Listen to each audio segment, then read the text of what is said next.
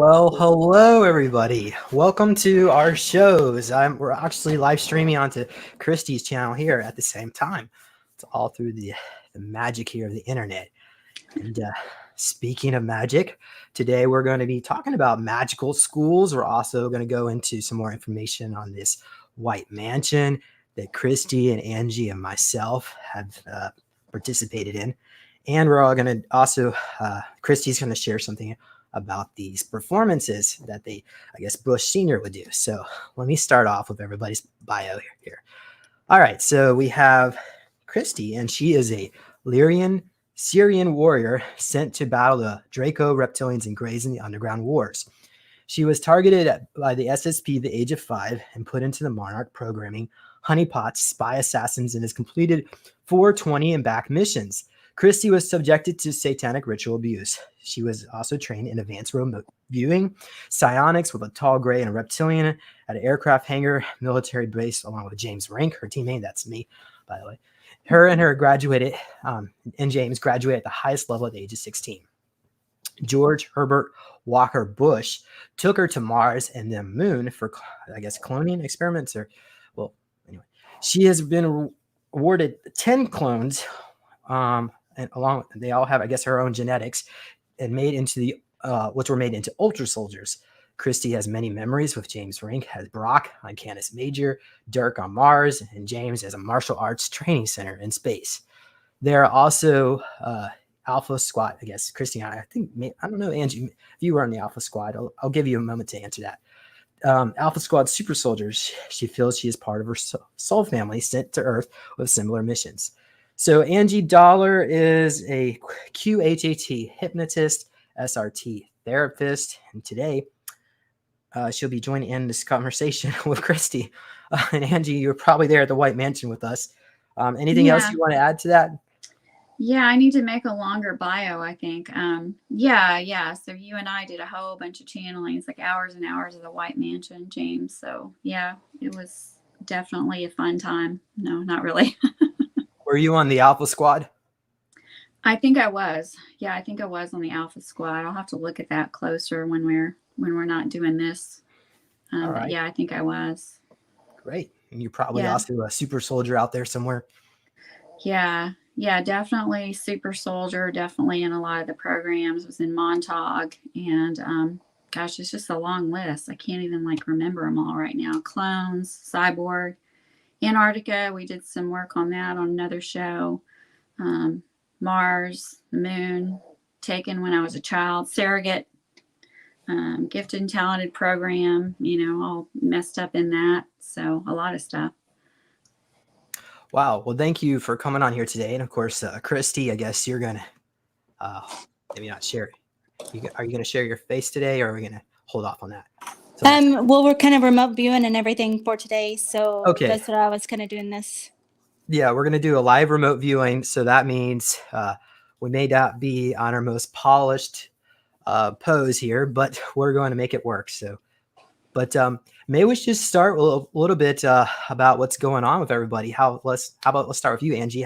How's it going with you? What's new with you? It's going well. I did a remote viewing for Christy.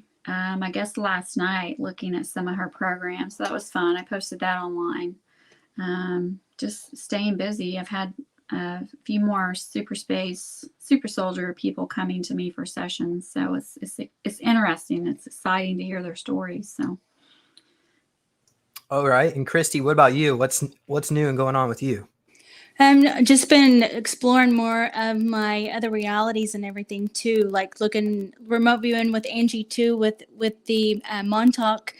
We've been kind of going back and forth with remote viewing of because we remember seeing each other there, and then we remember seeing you there as well too. So that's maybe another video that we can do as well, because we have a lot of memory of each other there, and then seeing you and Arkeem and Joseph Powell and Max Spears, so we remember that.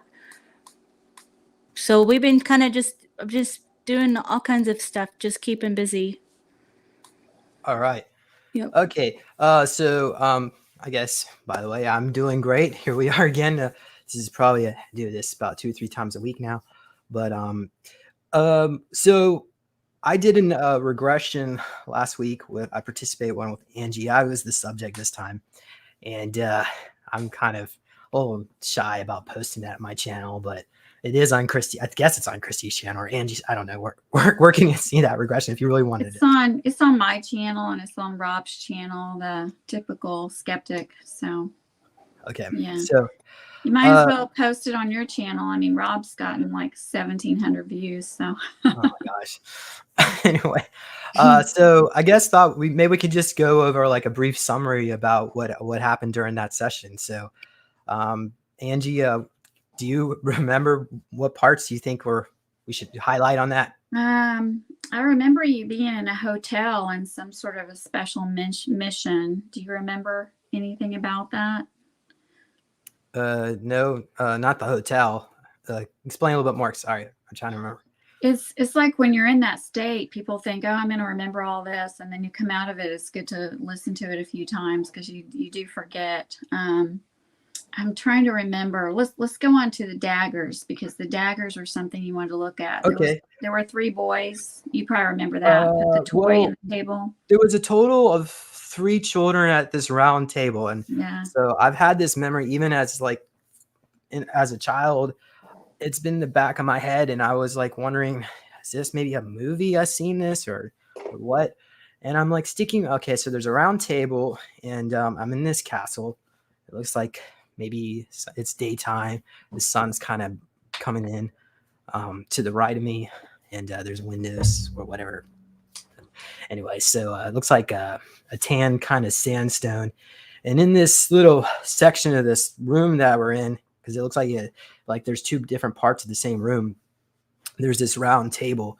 And I'm maybe about, I don't know, maybe 8 years old, could be younger, 6, maybe. And there was 2 other kids next to me. One was a boy and there was a girl there too. And so they instructed me to stick my hands into the table and to the wooden table and pull out a toy like through transmuting it. And so I pulled out this wooden toy truck.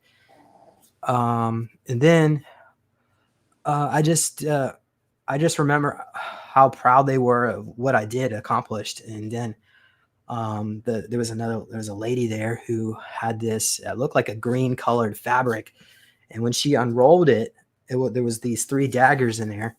And what I did is through the power of AI artwork, I was able to recreate what I visualized it to look like. So what I could do is share that with you right now. Yeah, pull it up. It was okay. cool looking. So let's see here. Here's our dagger. So there was 3 of them, and the fabric was a little more green colored, and the fabric looked really old. These daggers are really, really old in my opinion, and they look child size. So I know, Angie, you gave me the prompt to look on how it was used, and I think I responded that I really don't want to look at that right now. So. Yeah, you didn't want to look at it. So I'm thinking that they're, especially partly because you said they're old, like they're wrapped in like an old material and they looked old. Like I think they were used in a ritual that was handed down through time.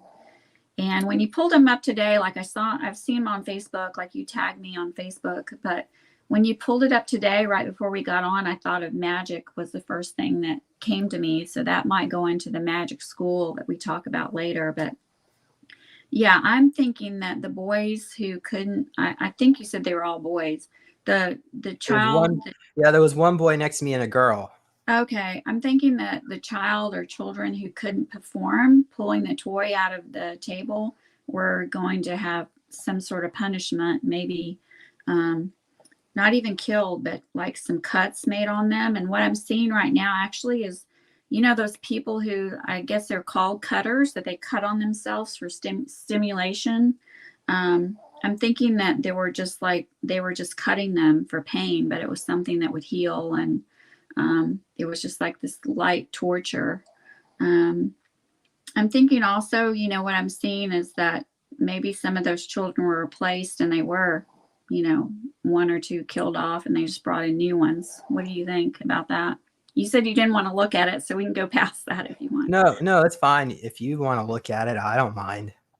I'd be thrilled if you find out whatever happened in that. I'm thinking that the kids who couldn't perform, like she gave them a certain amount of time because it was magical what you're doing. You're pulling these toys out of a wooden table, like it's out of a solid substance. You're picking something that you want in your mind, and then you're pulling it out.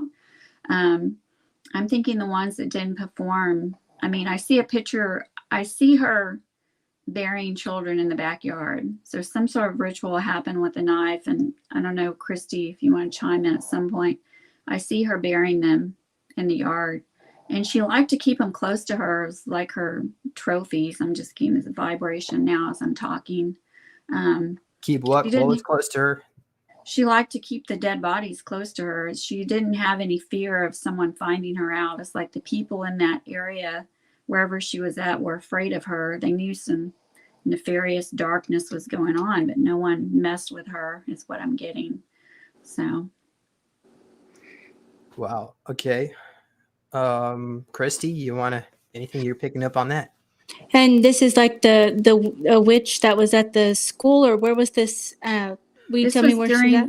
This was during his regression. Like he had, I think you said you had a memory or a dream, but during the regression, we brought it up. So before I regress someone, generally I'm going to ask them to write down a bunch of questions or things that they want to look at. And I think that seemed to be like his number one thing.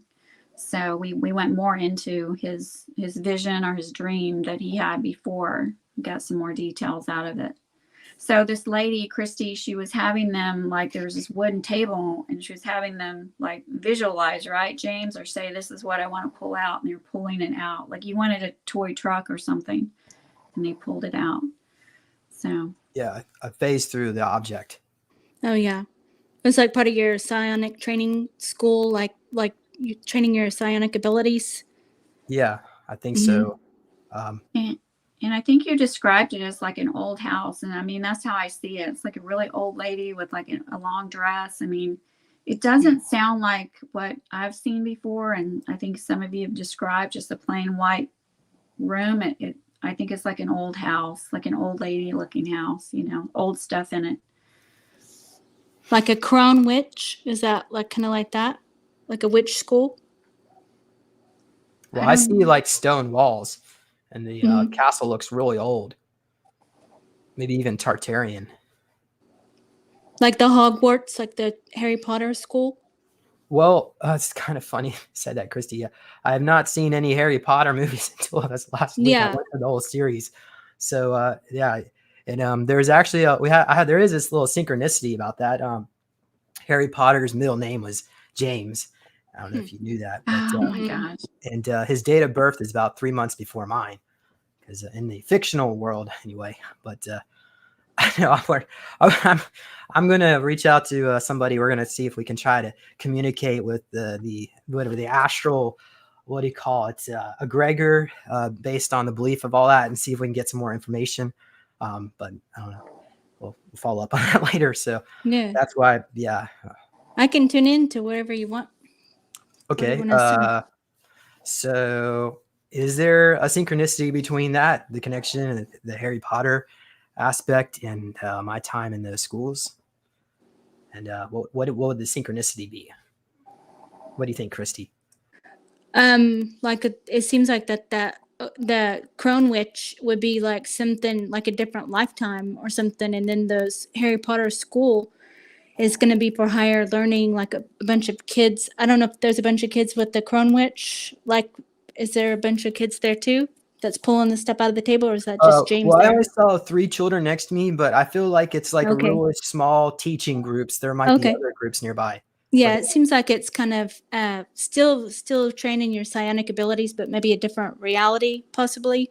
Because it seems like you're different. You look different, like more wealthy at the magic school place and like that. And then this seems like it's more like a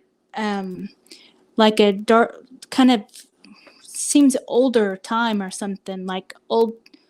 I don't know, like a older time period.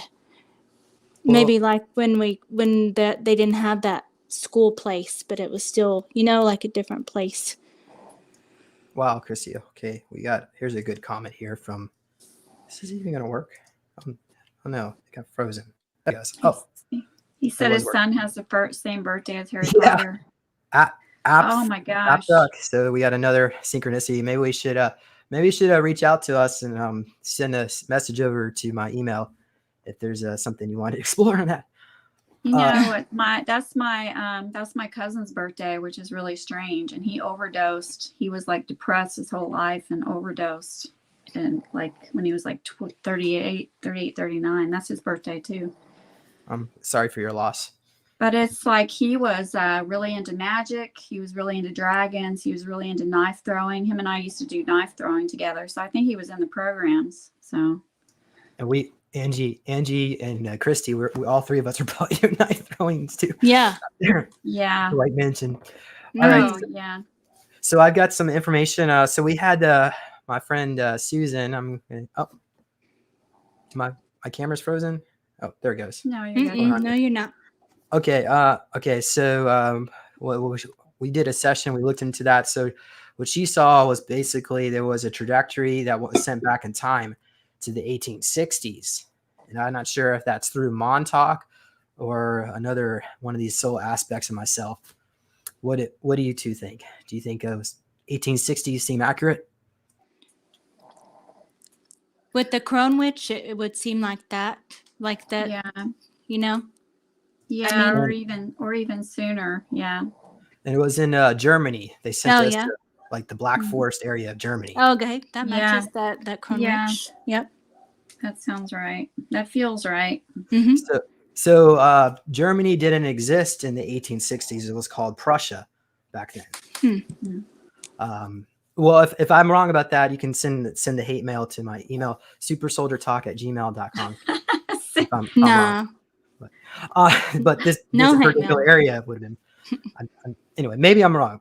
Okay, I guess. But you know, it feels like you're right. Like as you're saying that, it's like I'm going into it more as you're saying it. So I think having the location helps me fine tune into it. So it feels right. And you can put my email in your thing too if people want to send hate mail. You know, that's always fun. I need to update that. Yeah, we didn't even barely put anything in the title description. I'm gonna follow up on that. Okay, so Susan also said here, she wrote me some things about this. What she thought about the dagger was the dagger is a ritual object used for blood sacrifice. We often find groups of 3 children are put together for high-level ritual training. Jesse Setzabar was grouped with Lucian Graves and Elon Musk for satanic military ritual training. Each of the 3 children have different gifts used together in Project Looking Glass and to open spiritual gate portals to other times and dimensions. I feel strongly that what presents is a relatively innocent magic school in your is a screen memory for training in satanic rituals. She says here, gemstones in the dagger have meaning, such as the emerald, ruby, and sapphire, and the object itself seems to date back to the early Middle Ages. This dagger will be handed down through multiple generations to find its way to the same person across. As a sacred object, it allows for blood sacrifices, such as in children, to be dedicated to a particular high-ranking demons that person has soul ties with. These soul contracts are very powerful Solomon magic. If I ever came across such an object in everyday life, I would cleanse it in the name of Yeshua and ask him the best to destroy it for all time, as quickly as possible. Yeah, I don't want to go on all this. She says, I don't know. But, yeah, so what do you think of that? I guess we kind of already established it was probably used as a ritual. Yeah, I think so. And also she mentioned Elon Musk. So I saw a vision of Elon Musk, and I just talked to someone about Musk the other day too. I said, I feel like he's definitely got an area on Mars where he's got his own little area, and he tries to stay to himself and stay out of all the super soldier secret space stuff that's going on there. But he's being watched, being monitored. And I definitely feel like he knows about the programs, and so it's probably been in the programs too. Okay. I'm going to follow up with just a bit. So Nancy made a great comment here. She says, Prussia was Eastern Germany and Bavaria, Southern Germany. Was not like now. Thank you, Nancy. Okay. So Jesse's, hopefully I'm going to say her. I'm going to go back and look at her name. How do you say her last name? Setzabar? Mm-hmm. We'll just say that. Okay. Hopefully. Yeah. So she said that Elon Musk was hung upside down in these ritual where they would bleed them out. So that also came up in my regression, Angie, where I see myself in this square like room. There's these white tiles on the walls and the floor, and again, maybe on the ceiling. I didn't really look at it. There's no windows, and there's looks like just one white light. And my legs are tied up with a burlap like rope, and I'm hung upside down. And then this Gloria Vanderbilt is there, and she's carving a sigil into my chest. And I feel like I'm drugged because when I try to tune into it, I just don't feel like I'm even in my body, really. But in her mind, she was doing a ritual because she thought she was blessing. I guess in her mind, she thinks she's blessing us with her evilness. And so what we Angie, what we did in this session as we summoned Archangel Michael, showed up, and there was this flash of light, and next thing I know, I saw myself on a bed in a gurney in Montauk. So I guess I'm hoping maybe something really came out of that. But anybody want to have anything to say about that? Yeah. We generally, when we're seeing like something painful like that we feel like we can have healing from, we'll ask to bring in, whatever your beliefs are. Like you believe in Archangel Michael, or some people say their high self, some people say God, source, whatever. And so we ask to bring in some healing and release from that. But yeah, you like clearly saw the tile that was white, and you pulled up a picture. Yeah, you were hung upside down. It was a pretty detailed vision. So it seemed like you were getting. I remember you telling me a while back, I don't think I can be regressed. And I'm like, yeah, I've heard that from a lot of people, and you seem to get a lot of information from it.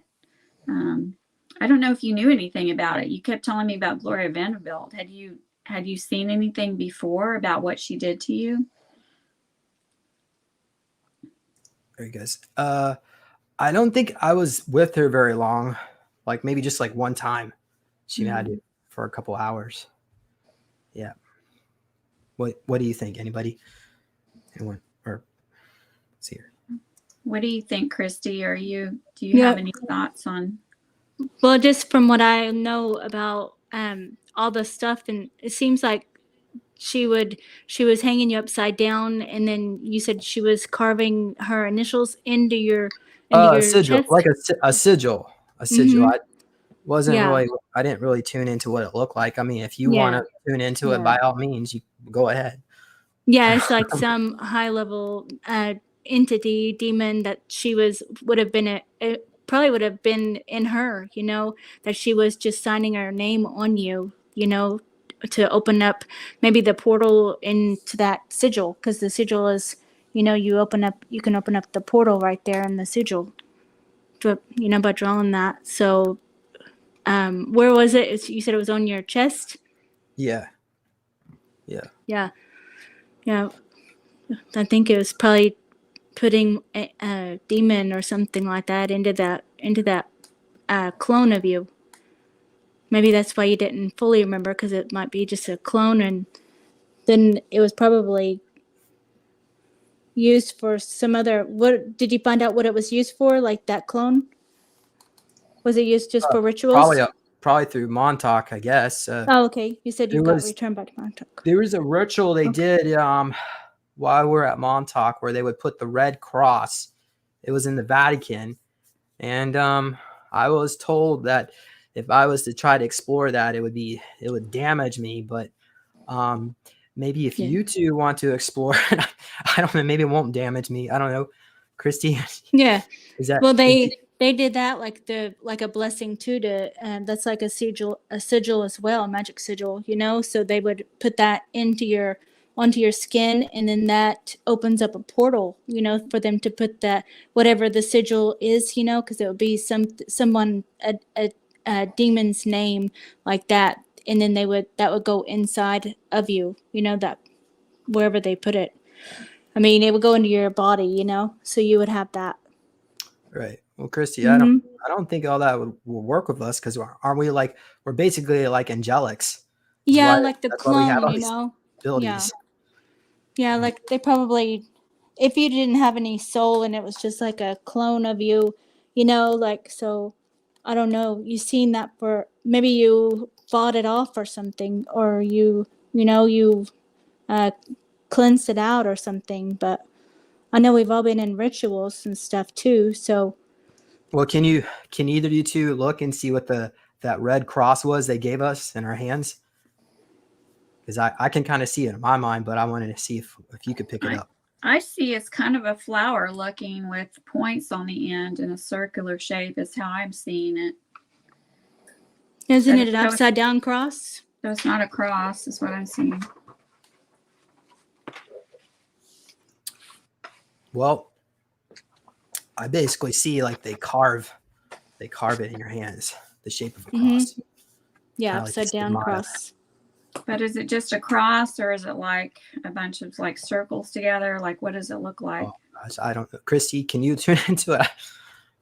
I mean, I'm thinking it's an upside down cross, to invoke a demon or something like that, because that's what the Pope and everything that that is what they do there with the ritual. And that's so from there, that's where I see myself like in a Humvee on Mars. And they took us into, I guess us, other kids too. They would take us into these caves on Mars where we had to just basically as a slave, move rocks around all day. And so, there were some reptilians basically running this operation, and they had technology to make all that obsolete, but they just wanted us to wear us out. And that was that Thomas altar where it was connected to Heinz Humberg and Henry Kissinger, his supposedly his money manager, so that's where we had discussion about this at the was it the Red Rooms? Yep, we talked about this. The sex clubs on Mars where he was used as a sex worker. Yep, still active. I think that they was just doing it because it's some sort of a ownership, So when you see that, how I've heard that Hillary does that to the Kathy O'Brien's genital area. She had some kind of something, like that. So she went to the doctor and something was on there like that, and so they do that, I think, as an ownership, to show ownership. So they would have been owned by the Vatican or whoever that is, that's like the Bulgarian mafia or something. I don't know whose connection with, it's something with that. The Kissinger, I would think they're all the same. They all seem the same energy, so, and then Vanderbilt too would be like another owner. Wow. Yeah, I mean, even to just go back to when they were carving, like you said just a few minutes ago about carving into you, I saw it as like ownership. So that can open to the negative energy and them trying to take your power, your life force energy, doing whatever they want with you. So, or with the clone. So. Oh, wow. Okay. And so why did they have to do the ritual like at the beginning? What do you think that was about? That invokes the demon. You're invoking the demon to come inside of you through that sigil. Oh, okay. So then you have that inside of you. So then it's an altar. So when they need it, then they'll pull it out of you. Those whatever thing they give you, it comes out of you, and then that's who you would be. For performing, for doing certain things. If you don't remember all the stuff, it might be just a different altar that you were in at that time. Oh, wow. Like at the performances and stuff like that, like we were saying on Mars, when you had the leather and stuff like that, then it's probably the sex slave altar or something, so you would have many. They would utilize us at Montauk through multiple live streams. So you would go there and come back, spend 30 years and come back, and the next day go again. So through Montauk, I could have very well served for 5,000 years because it's still active in the pocket reality. It exists. I mean, heck, YouTube, we're probably all stuck over there right now. Yeah. As far as we're aware. Yeah. Yeah, when I first started learning about this stuff, because I just started learning about it in February, even though I've been doing other work since 2014 or 15, people were saying, 20 and back, maybe you'll go once or twice. And I kept thinking, that's wrong. I'm feeling like so many more years. And then I found your book where you said 400 years, just of what I guess, so far. And I'm like, yeah, that's how it feels. I feel very, very old. Like I've been just out in all these different realities, just branching out, all these different situations. Okay, and maybe there was a connection with the Daniel Pacer aspect of another lifetime that I served or whatever utilized as. So there was this particular ritual where they had these toys. They would put as a children, they would put some toys in front of us, and there's like a group of children, and so they would ask us to pick one, and I picked like this toy. It's like this rope toy thing, and I didn't even know what the connection was, but that was the connection when I was Daniel Pacer. I had that same toy, so they were super pleased with me, and I was wondering, do you think you could look into that to see a little bit more about that? Like, where was that through like Montauk when that took place, or was that magic castle I was at? I'm getting more of like Montauk. I mean, that's the first thing that came in when you said Montauk. I don't know, Christy. I'm kind of seeing something dangling in the castle too. What are you seeing, Christy? Do you see anything around it? Like with that, it seems like they were doing that to test to see if that's because you were him or his aspect, or so they was just double checking to make sure that was you. It just seems like it's at Montauk because it seems like you're kind of like floating or something. Like you're going, like it's like they take you to go somewhere and then they bring you back, but it's not like a past life thing, like this is like when they're picking, like they told you to pick it out, and then it's just confirming who you are to them. Meanwhile, Like, for I don't know how much you two know about it, the lore and history behind all that, but the Vanderbilts would have worked for the Pacers. They basically owned, so the so-called Illuminati stole all the money from the Pacers, so that's why. But I wouldn't be surprised if all that money was in Saint Germain's trust, because there was a connection there. But let's just go back here. Let's stay focused. So let's see here. What do you guys? What should we discuss now? What would you like to talk about? Hey, before we go on to something else, then I'd like to go back to the regression for a moment, if we could, because you seemed really excited that you saw, and I can't remember his name. He was the reptilian who was nice to you, Tiamat or something. Like you were really excited, and you said, "Oh, he's so excited to see me." Oh yeah, so his name was Tian. So he's a 14-foot tall reptilian, more of like a long snout. I've got a drawing. Let's see if I'll see if I can find it. But Angie, I don't even remember what I said. So if you can fill us in, by all means, go ahead. He was trying to heal you. So during the regression, we went somewhere and they said, no, you got to wait 2 or 3 years. And I mean, it's like, that's just a block in people's, minds that they can't go ahead and get their memories back, start them flowing, and go ahead and get healing. So I said, I think we're maybe not in the highest place if they were saying that. I think we were with some Pleiades, maybe on a ship. I think you said there was a lady, Sandra, there or something. Started with an S. And then I said, let's see if we can go to a higher place. And I think that's when he came in. We went to where he's at. And so I believe he was helping you to heal, but he was like, you said, gosh, he's so excited to see me. And he said, yeah, it looks pretty cool.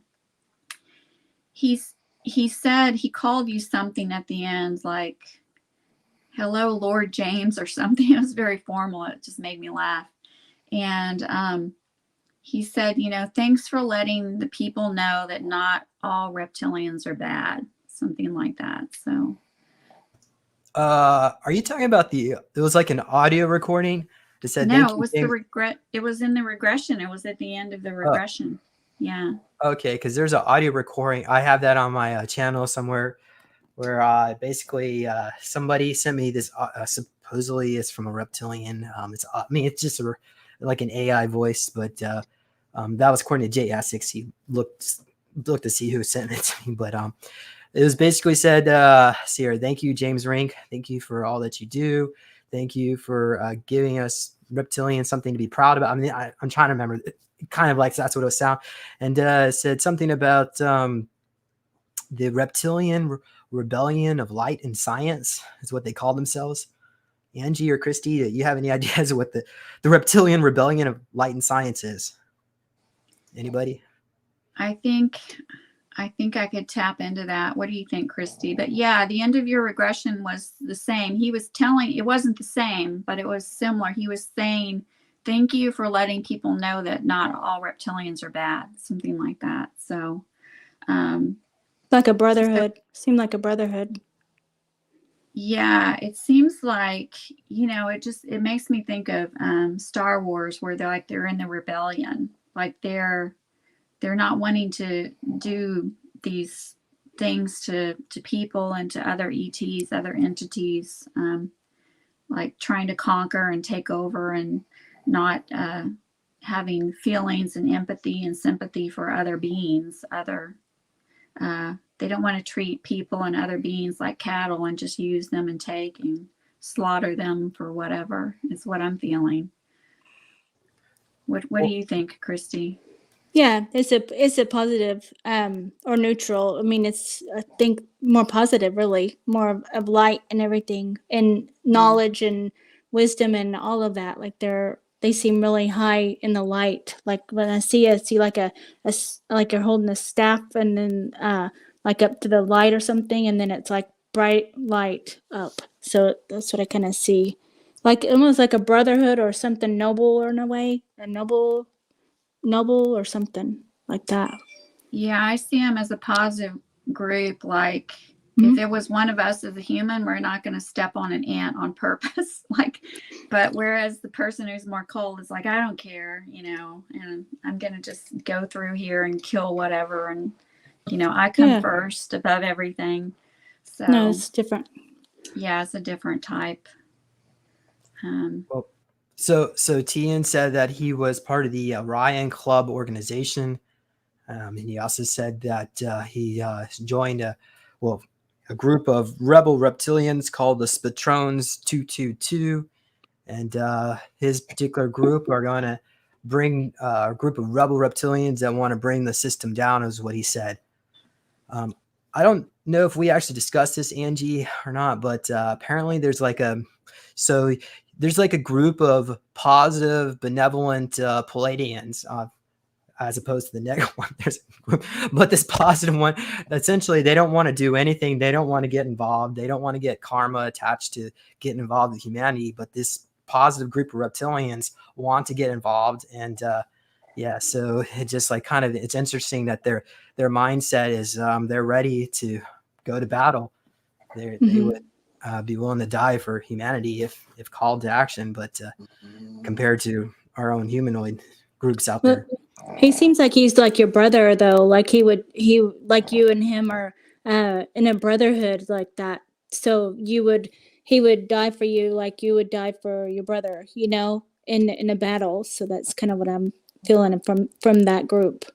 Going through the rebels and stuff like that, then they call themselves the rebels, just because most people probably wouldn't, or beings wouldn't do that. But they have like honor and strength and noble. They're noble, and they're just like I just keep thinking of a brotherhood like that, and they're of the light. Like they fight for, like it's more.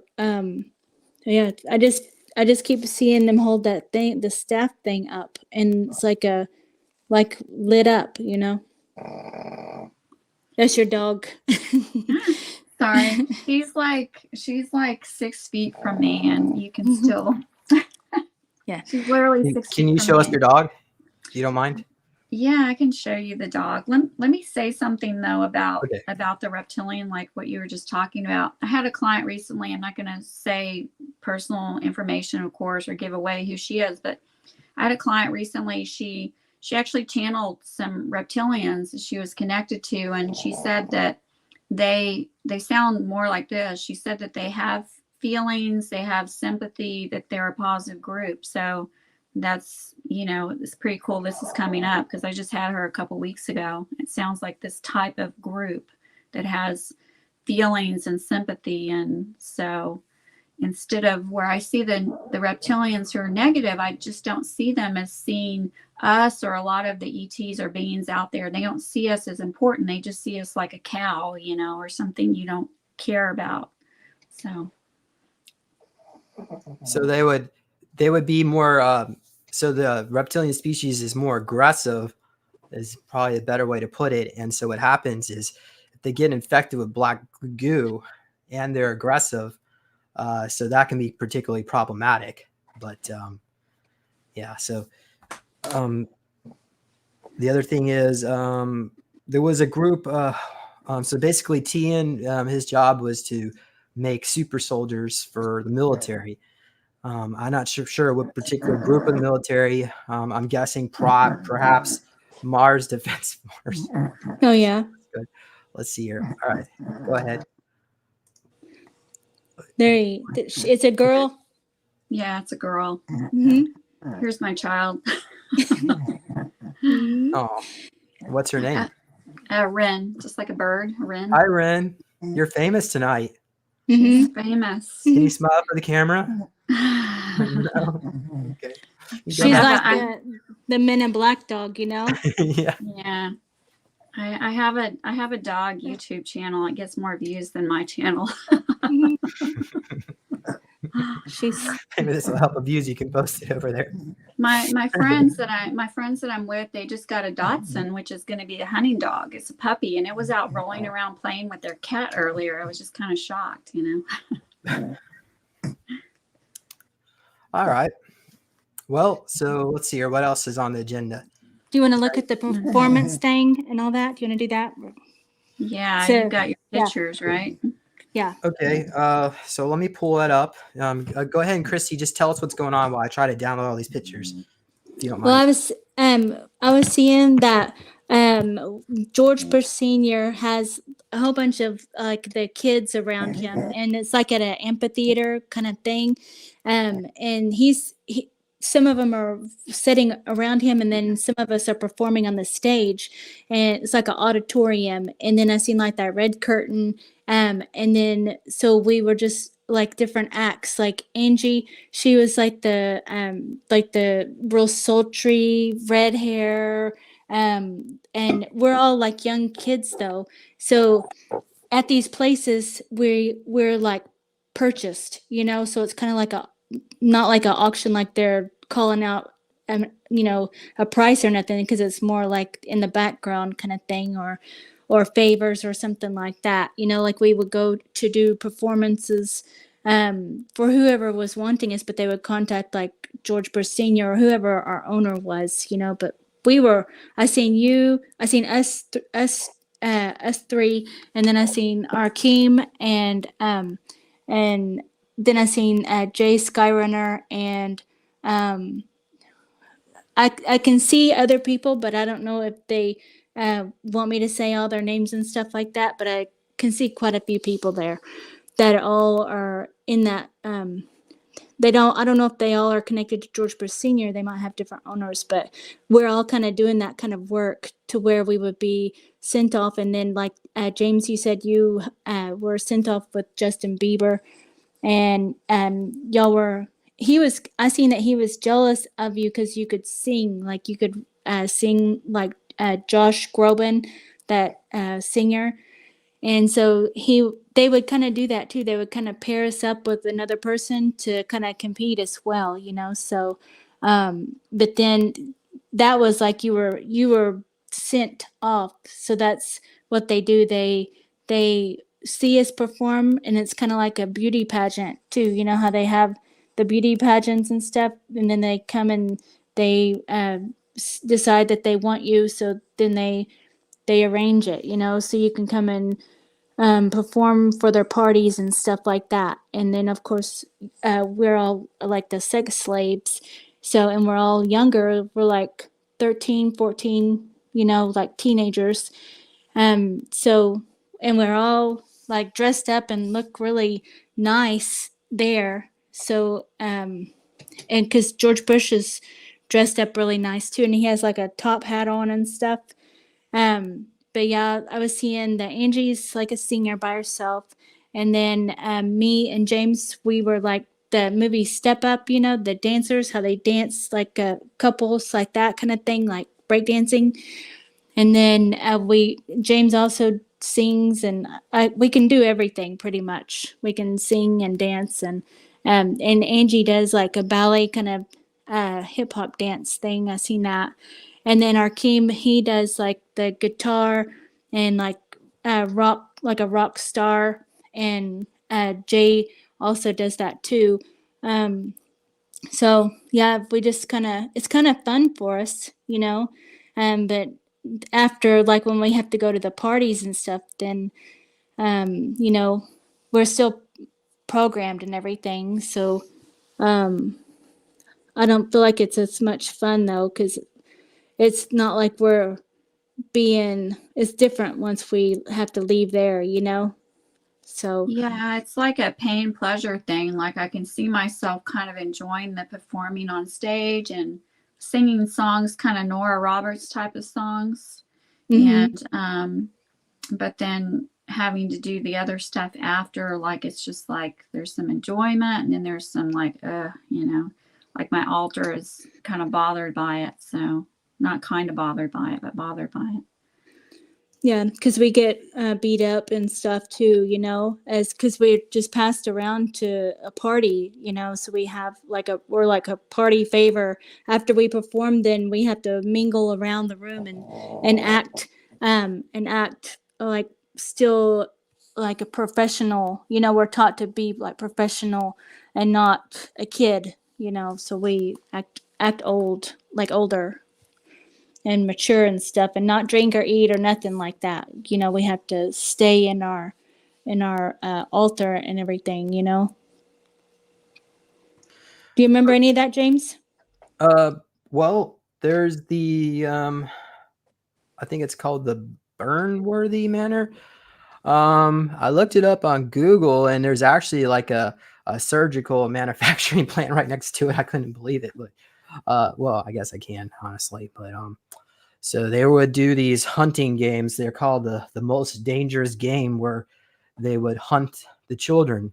And in these particular parties, there would be some of the kids were black, and they were usually ones that were killed. The white boys were molested. So it was Rothschild. Yeah, I see. So, like, I've heard a few of those stories too, like where they with the hunting thing, where they have the kids go run off and then they hunt them and all that too. And then, but yeah, all the kids are treated, and some of them are killed. Some of them are, abused in the worst way ever and beaten. Just it's a horrible thing to see that. I think those kids though are would be a different category than a performer would still get beaten, but they're not going to be like the extreme amount that is done, like horrific. Yeah, I think that's a different situation with the hunting, and I definitely see Rothschild in it, like you said, James. There's a movie about that where they were adults, though, I think, young adults, and people were going off hunting them, which is so crazy. I think these movies definitely give disclosure, a lot of these movies. Yeah, like if we was at I'm just picturing like a Playboy Mansion kind of thing, and then that's where it's located at. Yeah, near Tenton.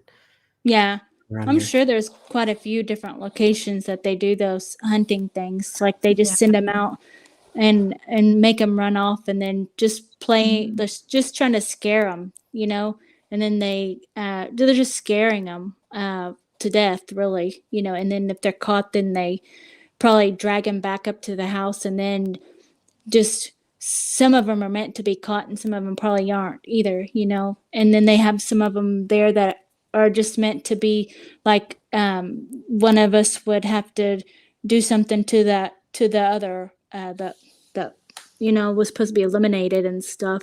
So it's really seeing that is like so horrific. It's like so brutal what they do. It's well, and in I think some you of can those understand. situations, I'm sorry, what were you saying? I think y'all can see what I'm talking about, like what they would do.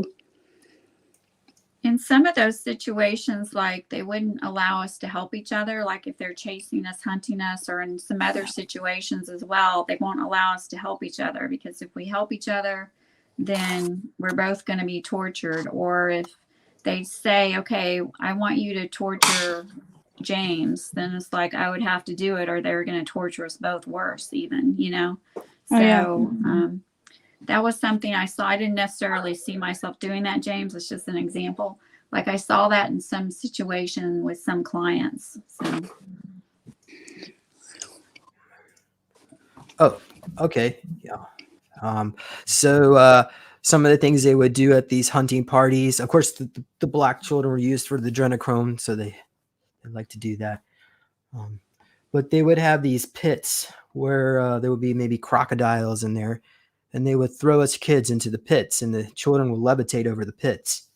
Then they would inject us with adrenaline, and then they would put us into a pit with lions, and they would come and sniff you, but they are trained to kill on fear.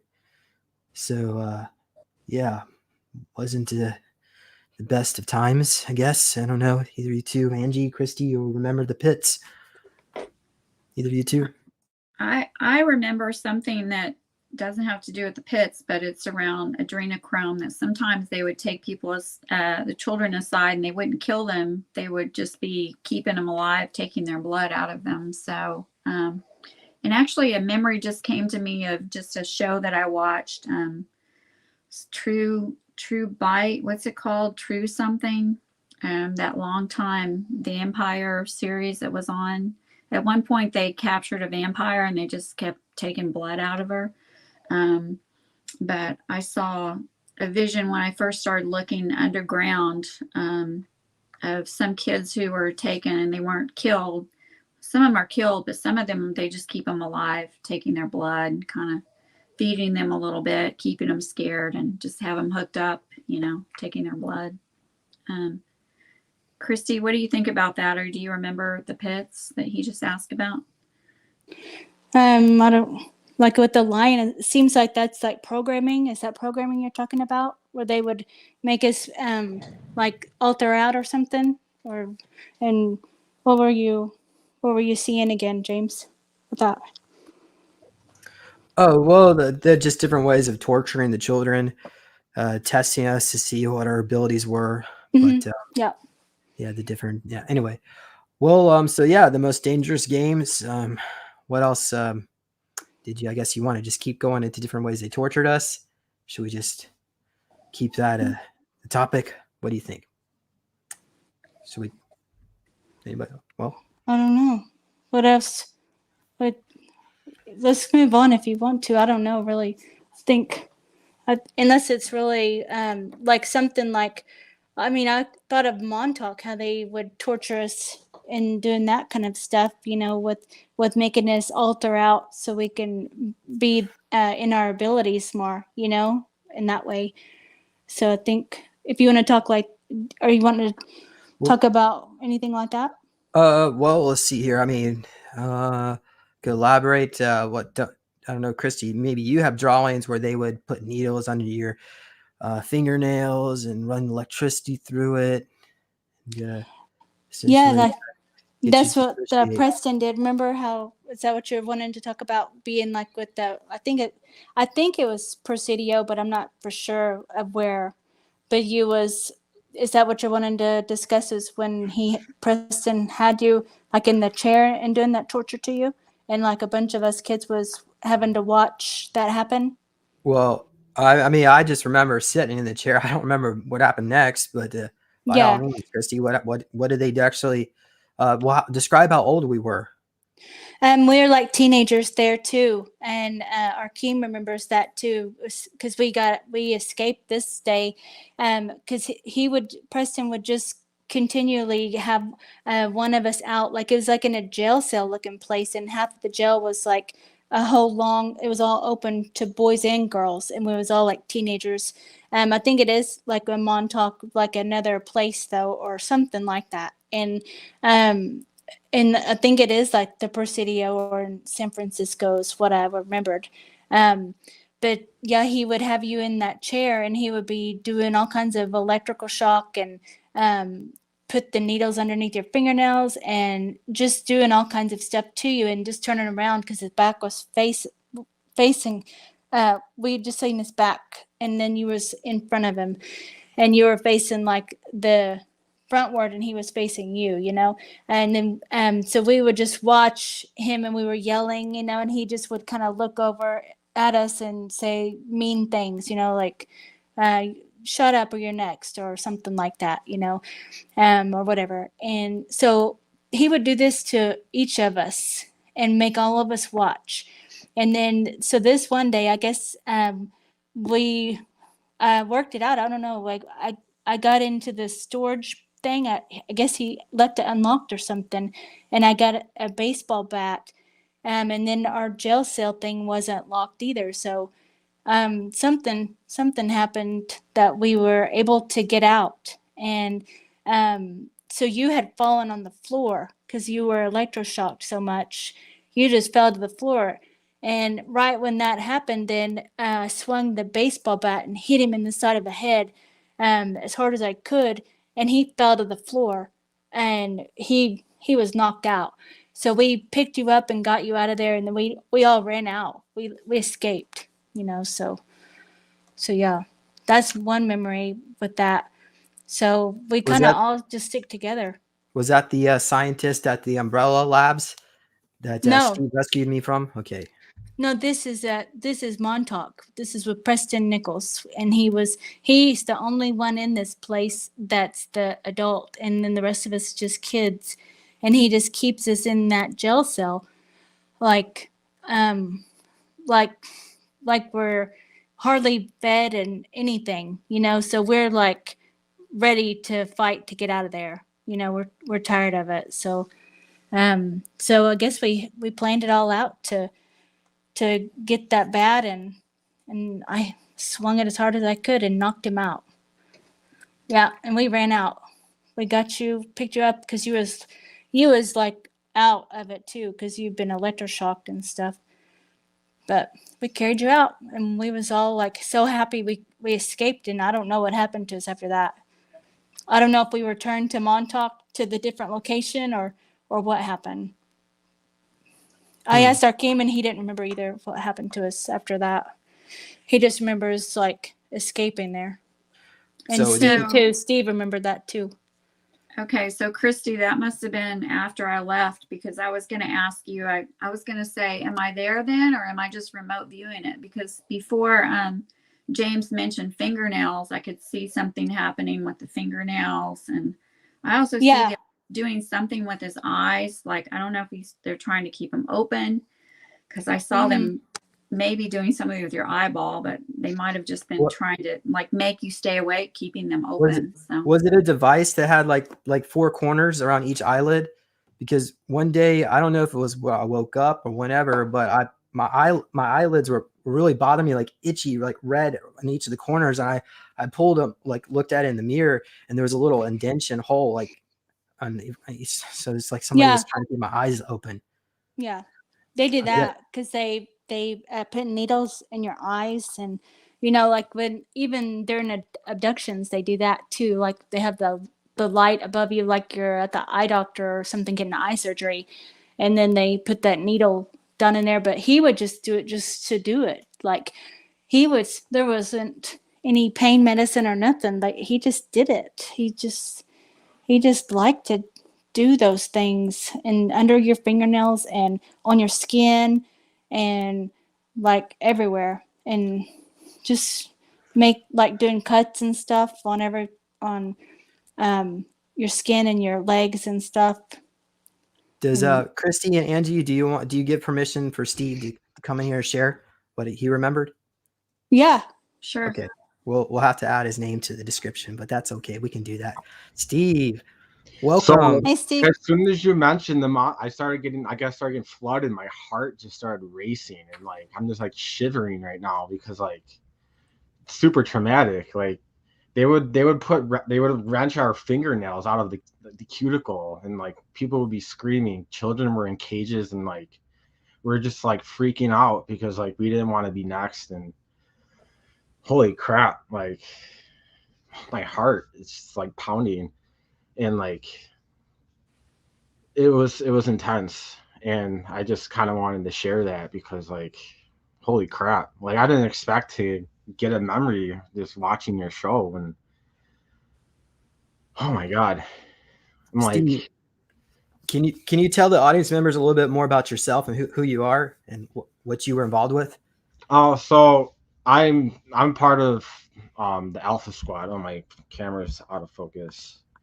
And we got out of the SSP, and then we started like rescuing people that were in the SSP, saving children and stuff like that. And just like the short.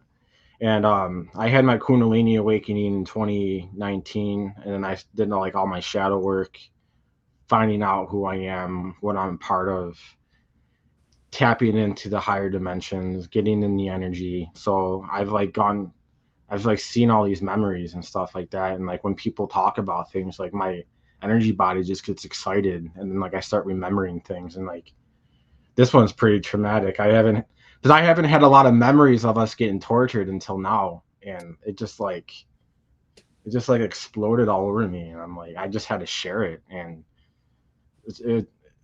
I remember they had like these little devices that would like poke. It was like laser energy, and it would hit our bodies, and it would like tase us, and like we would just like scream, yell, and I just remember all the kids screaming. So Yeah, they would do that. Oh yeah, what's like a kind of machine? Oh, they had the electrode things hooked up to your fingernails. Yeah, I think the individual saw, I think Hillary Clinton doing this to somebody. Here's Oh yeah. the My Lab office where they have a trick chair. That's a chair. That's what I was like seeing when I. Yep. Like, but like they would put all these kids in like the torture room, and then they would like go to different people, and it would be like randomized, so you didn't know if you were the one going to be tortured. So. And then I don't know if you wanted to tell them about, because James, you had said that I was an informationer. Remember you was talking about that? Okay, so basically, at least in the Alpha Squad, maybe in other groups, organizations, probably Kruger. So the super soldier asset on the field would be connected to a caseworker or an informationer, rather. So their job is to refer information to the battlefield and back through telepathy in case something happens. Also, I guess they're probably giving them information, psychic information on what they see happening. So it's a way of basically helping out the asset in a way that electronics cannot, because they're the super soldier asset would have it looks like a little like a watch basically, and it shows all the different movements of the different people on the battlefield. So so in the event that the electronics go down, the soldier could be potentially blind. Yeah, I can see doing that for all three of you, like being an informationer for all three of you. Like if y'all was out in the battlefield or something, or doing a mission or in a base, and all that, then I can do that for all three of you. coughing up dark energy right now. Yeah. Well, it's very Yeah. likely we all had to train as an inflammationer first before becoming a super soldier. So, yeah. So the super soldier is probably also, I'm guessing. Yeah, the connection to we both we'd need to be telepathic. We'd have that psionic ability.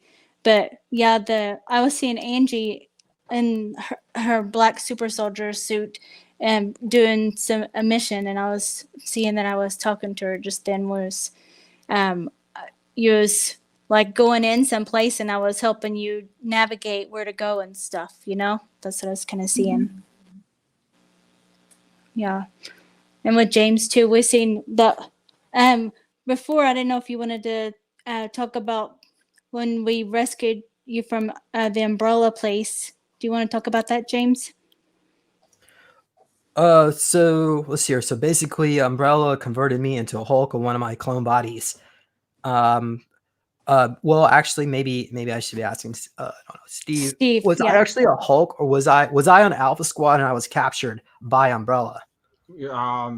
Captured. You had to been captured because you were deep in that base, and I had teleported to your energy signature, so I bypassed all their mechanisms because I have a connection to you, and then I just tore up the whole arena, the whole space down there, the trip chair, wherever you were in, you were hooked up to like a VR and showing like an alternate reality that wasn't real, and then these doctors were operating on you, and I was just blowing up. I was cracking all the windows and everything, the tables, and I was demanding you get released. And then the Palladians got involved, and they took you home.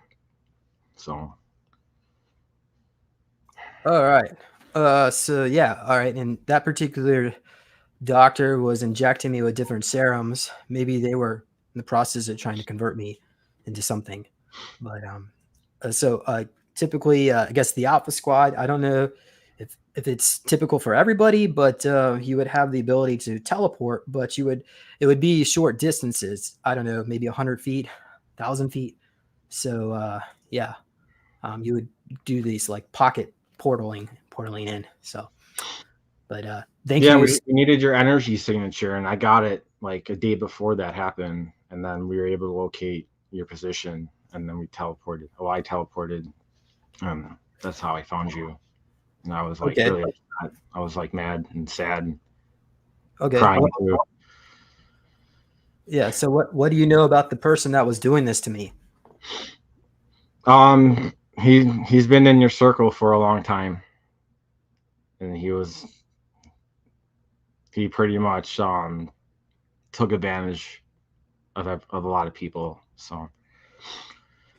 Yeah, you was hooked up to a machine, James. Like you was in the middle of it, and you was like being siphoned and stuff. Like all of your life force was being siphoned into many different clones of you being created, you know, in this facility. So breaking you out freed all of those clones. Like it collapsed that whole thing, that whole system. So, yeah. You probably got back a lot of energy after that.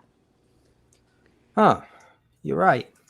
Yeah, that's kind of what it looked like. It was way more.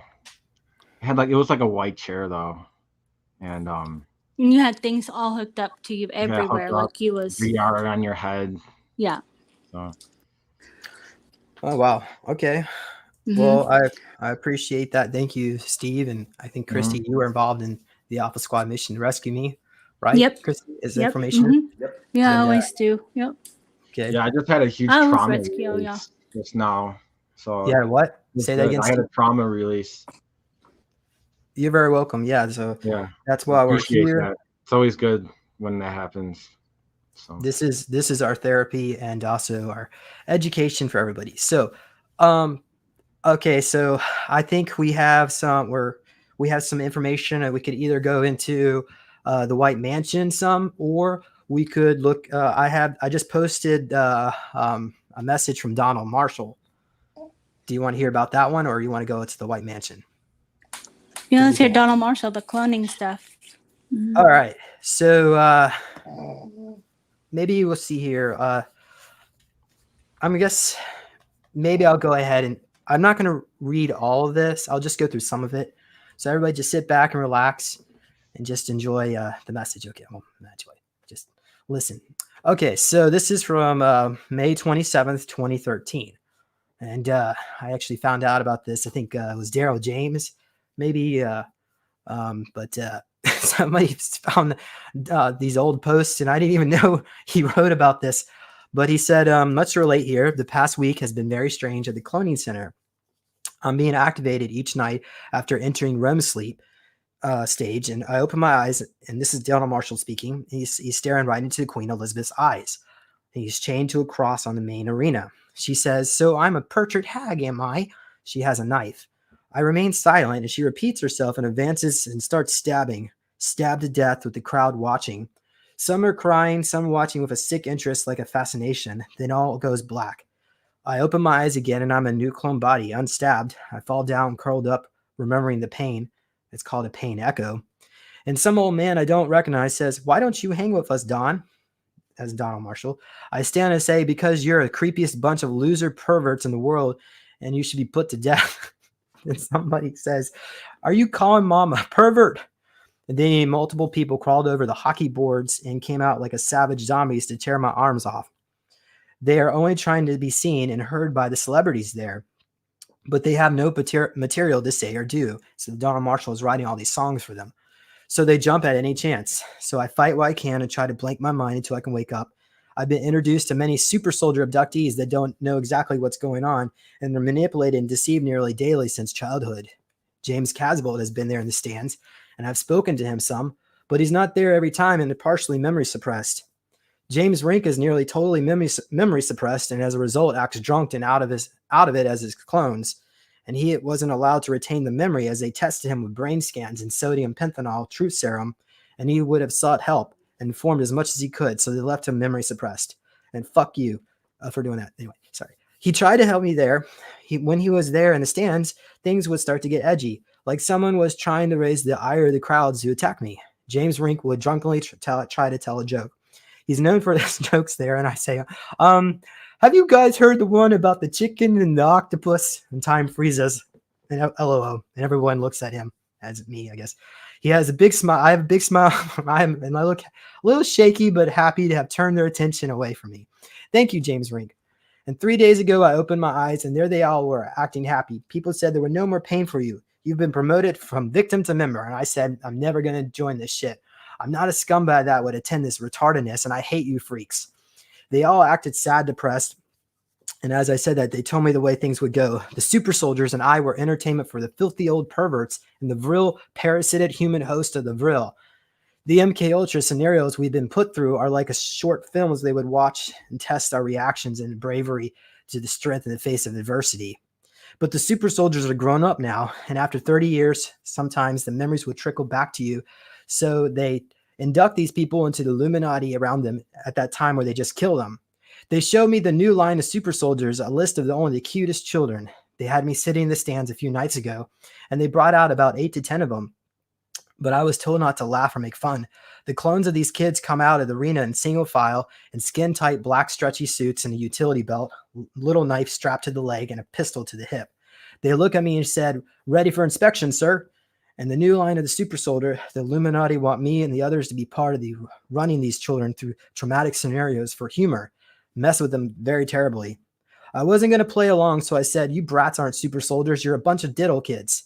And this is a very scummy place. Don't believe these rotten people. Don't trust your scuzzy parents or the dirty uncle that brought you here. You are the victims." One of the little super soldier boys said, "But you guys get smarter and faster than normal." And I said, "Nope, no super soldiering for you." The kid pulled a gun out and shot me in the stomach, just like that. I had my pain sensors turned off. It felt kind of weird, but no pain. I was laying in the stairway leading up to the stands bleeding. I laughed a little bit. Others in the crowd laughed too. The kid says, "I'm sorry. Are you going to be okay?" And I said, "Yep, super soldier, I'm going to be fine." And everyone laughed. He was excited to be the center of attention and shot me again, this time in the chest through the lung. "Oh," everyone says in the crowd. And the kid says, "What?" And then some old man says, and the crowd says, "He's not going to make it now." With the kid freaked. He dropped the gun and ran over and climbed the hockey boards, ran up the stairs and started crying, hugging me. I knew the freaks are going to try to scare this kid as they did the same things to me when I was a kid. And I said as best I could, coughing up constant blood. Don't worry, I'm okay. This isn't even my real body. Once your lung is punctured, you can cough up blood like vomit and breathe and talk for a bit until the lungs get full of blood and you automatically cough. You can also cover your mouth and nose and pressure exhale hard, and the blood will come out of the bullet hole until air bubbles come out. Same thing. I can talk and breathe again for a short time until you lose too much blood, and then you're sick and mobile, and then all goes black. And let's see here. We're going to get this real quick. Okay, hold on. We got just a little bit more, so really bear with me. I told these kids I would get them out of there as soon as I can. Strange thing is, the prime evils thought this would solve everything. Told me I could do whatever the hell I wanted with these unfortunate many super soldiers in the making. Beat them, I can't say that. Scare them with MK Ultra illusions. They seem totally convinced this would bring me over to their side. They know I hate child, you know what, okay, for censors. And the whole operation they run, strange their reaction when I laughed and refused. They acted sad, depressed, like the last chance was done. Some cried, some threatened. It was pretty ridiculous. They called me a fool and said they're not going to be activating again. I said, yep, just like every night. And they called me an idiotic loser with no libido, sex drive, and deactivated me. Okay, this is the last part. Okay, next night I opened my eyes to look to the withered, saggy, sick, baggy bulldog face of Queenie Elizabeth staring at me with a hatred. Mia was chained to the same cross in the center of the arena again, yet again. She said nothing. So I said, good to see you. Losers aren't going to bring me here anymore. I've almost forgotten the stench that emanates from the big bucket Elizabeth calls the vagina. The retard snarl and came and stabbing my pain sensors were on this time, though, and I screeched like a squirrel. Everyone does with extreme pain. It's not like in the movies. She continued for a while, and no one was saying anything. No one but James Rink, LOL, he says with a shaky voice. Have you guys heard the one about the... And Elizabeth shouts, shut up, James. And he was sitting in the stands and says, okay, and looks to his feet. It continued for a little while. I spit in her face when I could. I couldn't kick. They had connected my ankles with a chain, and the chain went in behind the post cross I was on. I couldn't kick, so the hag just stabbed and then started slicing long lines on me. Kids were crying. Some said, Mommy, don't bring me here. I'm scared, this and that. And Elizabeth just relished it all. The tension, the fear. She's beyond psychotic retarded. That was 2 nights ago. I wasn't activated last night for the first time in a while. I'm hoping I'm not going there tonight either. All right, so let me get back out there, guys. Hope you all enjoyed that. There's more, but you can go to the supersoldiertalk.com. You can read the last part of it. There's a conversation there with James Casbolt and Donald Marshall about being vrilled out in the mass Mile abduction. Okay. All right. Well, wasn't really planning on reading to you tonight, but I hope you all enjoyed that. Does anybody have anything to comment about that? Anybody, or you want me to comment about it? Yeah, comment. Well, so this was in a clone body and these cloning centers, and I guess I can't deny it. If I'm memory suppressed, then I don't remember it, but maybe I shouldn't. Maybe I should. I don't know. What do you guys think? What do you think is what's going on? Do you think this is a real memory from Donald Marshall? Do you think there are cloning centers where there? Do you think there's cloning centers? I'm sure it is a real memory from him. Yeah, I think so. I think so as well.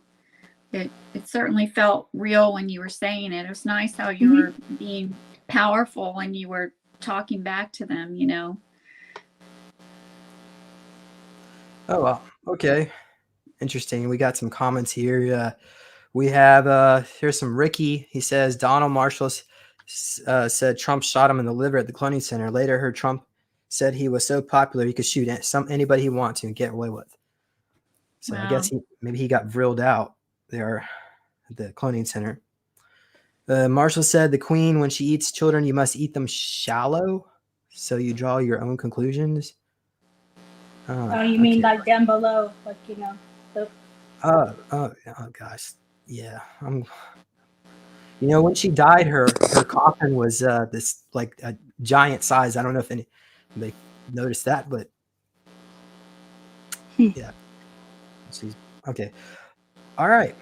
You know, Uh, somebody made a mention about the Queen or the royal family on your Facebook, on your Super Soldier Talk Facebook, and I said, well, it's really strange world that we live in, that we would just let these people have this really high lifestyle, as much money as they want. Everyone's bowing down to them, and just because they're born into this bloodline, you know, I said, it's pretty crazy, isn't it? You know, like they're treated like they're godlike. We're bowing to them and giving them money to live this lavish life. It just doesn't make any sense. Like it makes sense to me that people living in that way, that they would be having these kind of situations like you described, like, hey, we're kind of bored with life, or we're godlike. We feel like we can do whatever we want to whoever we want, you know? Thank Yeah. you, Angie. It's like the bloodline stuff, though, you know, with the reptilians, so the bloodline and the royalty and stuff, and it just passes down through generations. So they just stay appointed to that role, and then they keep it generational, so it just stays potent and stuff, and they continue on with the rituals. Does anybody have memories of Queen Elizabeth? Mm-mm. Nope. Nope. Okay. I don't right now, but I definitely see like a reptilian energy running through there, you know? Oh, yeah. Okay. Anybody else want to comment about the cloning centers? Are they located here on planet Earth, or is there maybe they Yeah, are and there? the And Dulce base has the cloning centers, and there's cloning centers in Canada. They're kind of in a lot of places. You can like watch that Gene Decode, and he'll tell you all the places in the United States alone that have the DUMS, and then they have the cloning centers and psychotronics and my lab, and he goes over each state and what they have in their underground area, you know. So they're kind of everywhere, and off world too, of course. Yeah, off world as well is what I was going to say too. Yeah. all right. So let's see here. I got here in my notes here. We've got going back to Montauk. There were 4 kids supposedly. So Preston was running the operation, but he appointed 4 children under him to, I guess they were, I don't know if they were children at this point. Were they like 14, 16? So Max Spheres, Arkeem Raw, he was there, Joseph Powell, and myself. So these 4 people were fighting with each other to kind of run the operation, but Max Spheres was kind of lazy. He wouldn't really do his job. And so kind of everything just went into my hands. So I did apologize to Arkeem, but I mean, I guess we were all kind of just treating each other. Arkeem was a guy. So he was, let's see here. He had to, didn't you say, was it you, Christy, you said that he had to temper? Oh, Like- yeah. Yeah, he did. He's like he would just like get mad because he didn't do any kind of like sexual stuff, nothing like that to the kids, to me and Angie, and then there was some other kids there too, but he would just get mad because they would say, go give them some water, they need some water, and he'd be like, fuck, why the fuck do I gotta go do this bullshit, you know? And he said he would call us fucking maggots and bang on this stuff, and he said, like, get up, you fucking maggots. And he would would go off, and I was seeing that we had to serve him food like dinner time, and he would eat like he said he ate a steak, and you know, so we had to serve him the steak, and we had to eat like dog food, but he didn't have a straw. I was seeing he didn't have a straw, and he flipped out, and the straw was like just dropped on the floor or something, you know. So he just flips out on us like that. So yeah, that's how his temperament is there. He just gets sick of always being the one that has to help us, you know. And then but yeah, you're all 4, you, Joseph and Max and Arkeem, all about the same age, and you all kind of compete against each other like it's kind of high schoolish in a way, you know. And they'll go get girls and stuff for you and bring them there to the facility, and then, you know, I was seeing like you was the person that was more or less in charge, because I guess maybe you outperformed or something with Preston, and that Stuart, he's there as well, you know. I don't know if I can say his name or not, but yeah, so I see like Like y'all four were their top guys, you know, and they would do all kinds of stuff to you all the time. But they would do stuff to Max, and then he would come back and be like in his room and just kind of keep to himself and not come out. And then like stuff would have to get done for the kids, because me and Angie was like doing all the kids would do all the opening portals and stuff. So we had to be let out of the cages and fed and, you know, done like the training and stuff. And Arkeem would be the main one that would come and let us out of the things, out of the cages. And he was just tired of always having to be the person to do that, you know. And then like Joseph Powell, I seen him and he remembered. I drew those pictures and stuff. I don't know if you have those or not. You know, the pictures I drew, because I seen that he was doing the abusing of Joseph Powell. So Christy, this is Arkeem Raw here. We went out to Montauk together. We got this Airbnb for a week there for this past summer. But so let's see here. You want me to pull up Joseph Powell? Wait. Actually, the drawing that I did. Those drawings. Okay, but let me pull this up first, and then we get your drawing. So this is Max Fears. No, never mind. Oh gosh, it didn't come up. Okay, let me go find your drawing. Let's see here. So what were you talking about? The drawings, because I seen him on Rob the Skeptics podcast, and then so I had a flash of memory come back of my my clone that was there.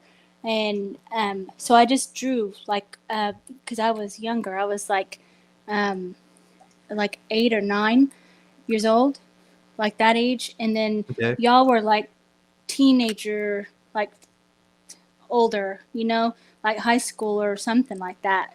And so he would bring me into his office, and then I would have to do sexual things with him. And then he would watch me in the shower and watch Angie was in the shower as well. But she had like electricity that came out of her hands. So he didn't really mess with her as much because she was kind of more alien, and nobody kind of really understood all her power. So they kind of didn't mess with her as much, you know? But yeah, so he would have me go into his office and do sexual acts with him. And he remembered, Arkeem showed him my drawings, and he said, "Oh my God, that is," her name was Raylene. He remembered my name. And he said, "Tell her that I apologize." And, you know, he got sick. Like Arkeem said he started throwing up, and because he remembered. So that was kind of like, wow, that's like crazy to see all of that and then come full circle or something, you know, like confirmation. So yeah, that was a whole bunch of memory. And then so I asked Angie to help me kind of look at more stuff, because me and Angie were seeing each other there and all the stuff that we would do. And because Angie blew a hole in Arkeem's chest and escaped out of there. She blew a portal into his chest and escaped out of Montauk. So, Angie, you want to tell him about that? Yeah. Yeah, gosh, there was so much I saw. Christy and I were going back and forth on Facebook where she'd send me a little audio and then I'd send her a little audio. But it started with her sending me a video of Joseph Powell. I don't know if he was on James' channel or somebody's channel. And I said, I can't even look at this guy. Like, I was just seeing so much darkness around him. I couldn't listen to him talk or anything.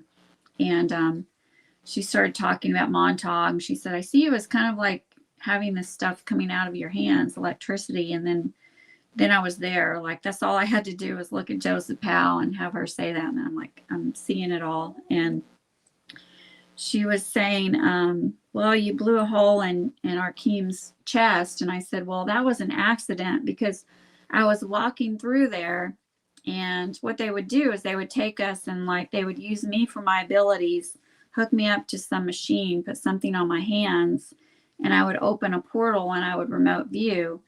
And one time I opened a portal back there where they were using my abilities, and some stupid lab person or assistant walked in front of the portal and he fell into the portal. And then I think they tortured me for like 2 days telling me how to get him out. And I said, I can't get him out, you know.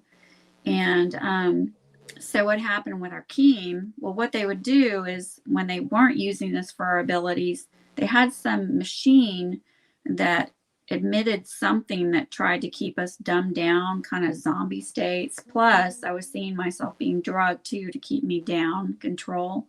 But the machine went out in kind of a fan, kind of a circular motion. And I had told them, I said, if you want to keep me more in control, I need to exercise. I have to move. I have to do laps around here. But I was lying to them because I was telling them that because I was watching for, it's like you want to, it's like I heard something in a movie about a prisoner, like he's watching for like little ways to, you know, find a way out. So he's looking for weaknesses. I was looking for a weakness so I could see everything that was going on as I walked.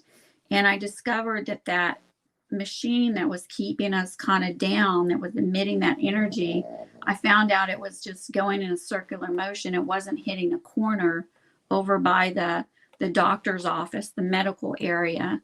So I had it planned out like, okay, one day I'm going to go over here. I'm going to like not take the drug that they have us take. Like some way I was avoiding that. And I'm going to go over here and I'm going to open a portal and see if I can get out. Well, when I went over to do that, our Keem was like a beeline coming to me and was like started yelling or something. I turned when I already had the portal started and he just walked into it and he just blew up. That's how I saw it happen. Yeah. And then I yeah, went and he into the remembered portal. you too. Yeah. Yeah. He called me Margaret or something, I Mhm. think. Yeah, he remembered. So she started telling me the story and she said, oh, there's this girl, Margaret. And then she just went off. Christy went off on more in her audio. And then she said, are you her? And I said, I knew I was her as soon as you said the word Margaret, like right in the beginning. So Yeah. Yeah, because Arkeem said, there's another red girl that's in your age group and she has red poofy hair. And I said, I think that's Angie. Hang on, I'm going to go get a picture of her and I'll show you. And then, you know, then I contacted Angie and I said, and I was like, so like in like a rush of energy getting all that. So we got like confirmation from Arkeem and Angie. And then he showed my drawings to Joseph, but I hadn't talked to Joseph, but he, you know, he gave him the information and he confirmed that my name was, he said Ray for Raylene. And he remembered the drawing, you know, and all that. So, and then I seen like with James, you was like kind of like would be like the overseer of that facility because they kind of put y'all four in charge, and you would kind of have to compete against each other to be whoever's going to be the like the leader.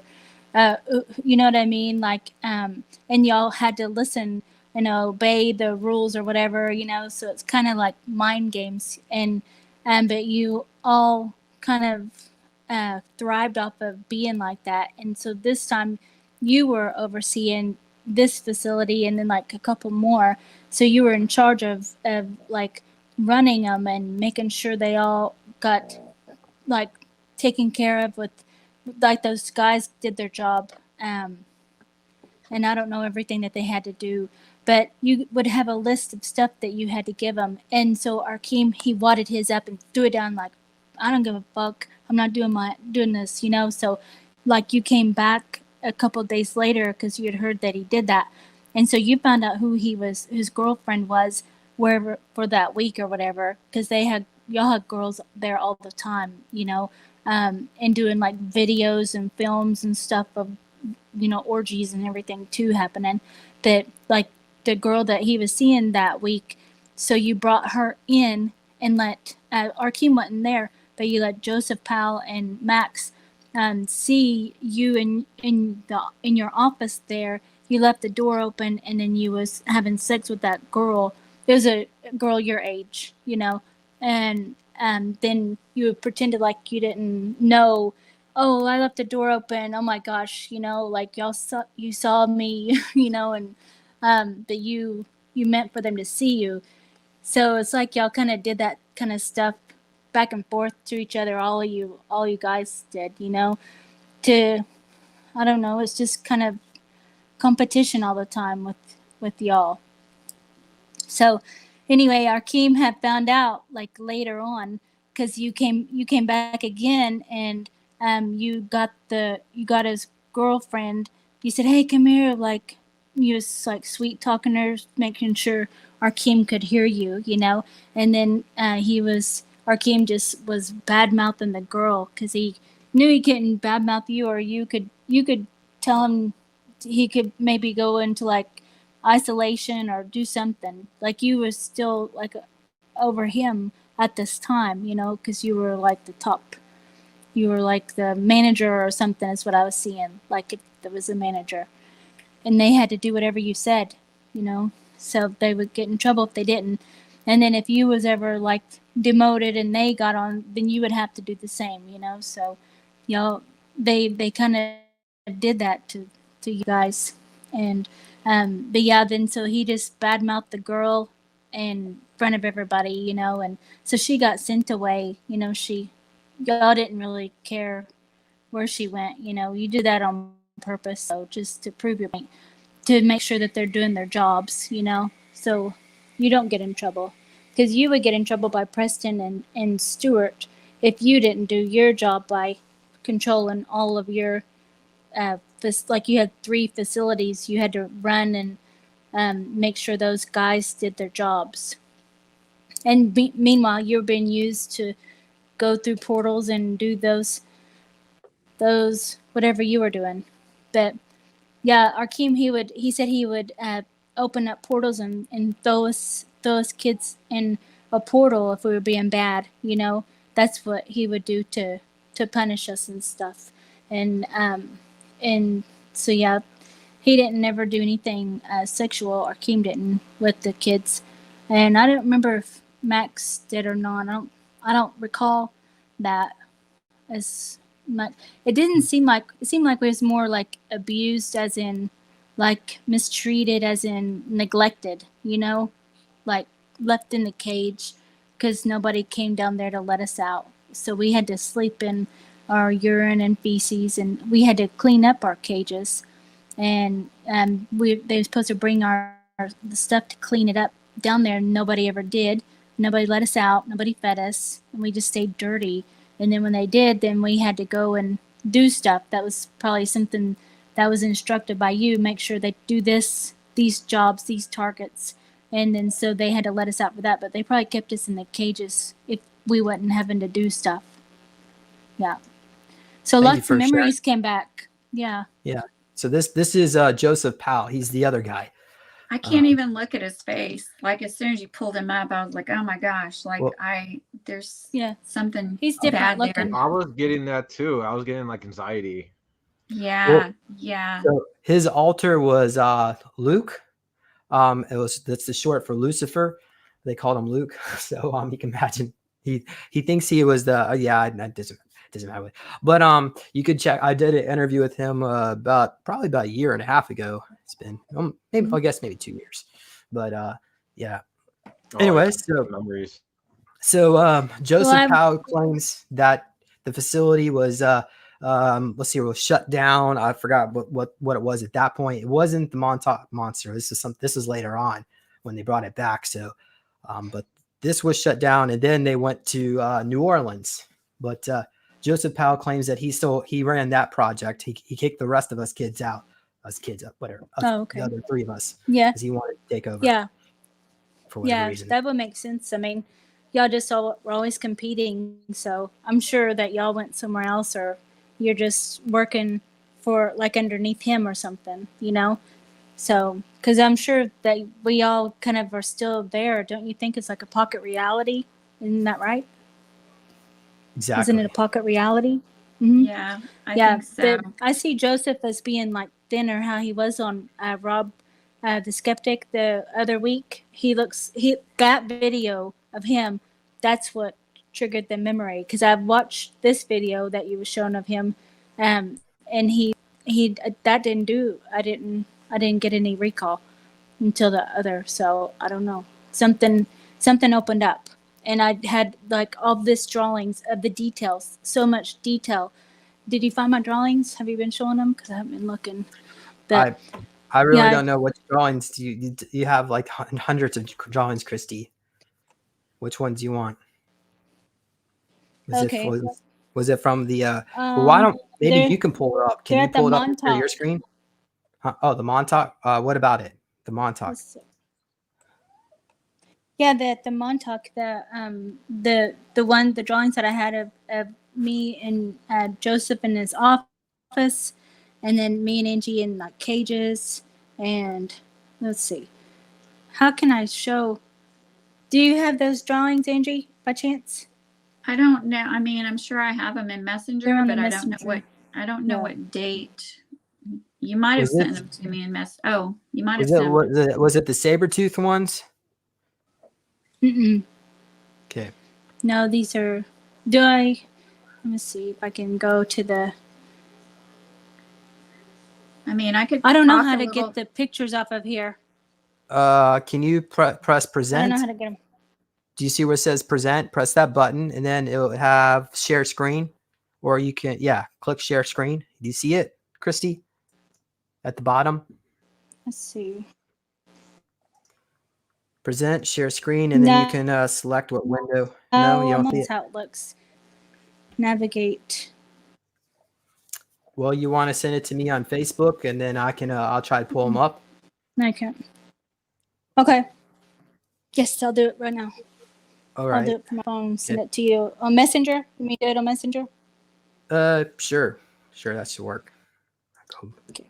Go over to that right now. So, and we'll probably save the White Mansion for another time because we're getting near 2 hours. What do you say? We'll come back. do I that just kind of wrote that down, like maybe take off the White Mansion and the magic Harry Potter stuff. We didn't really get into that, I think, either. Yeah. I And There can you then, go. tell. I sent it to your Messenger. All right. You got 5 photos. Okay, let's see here.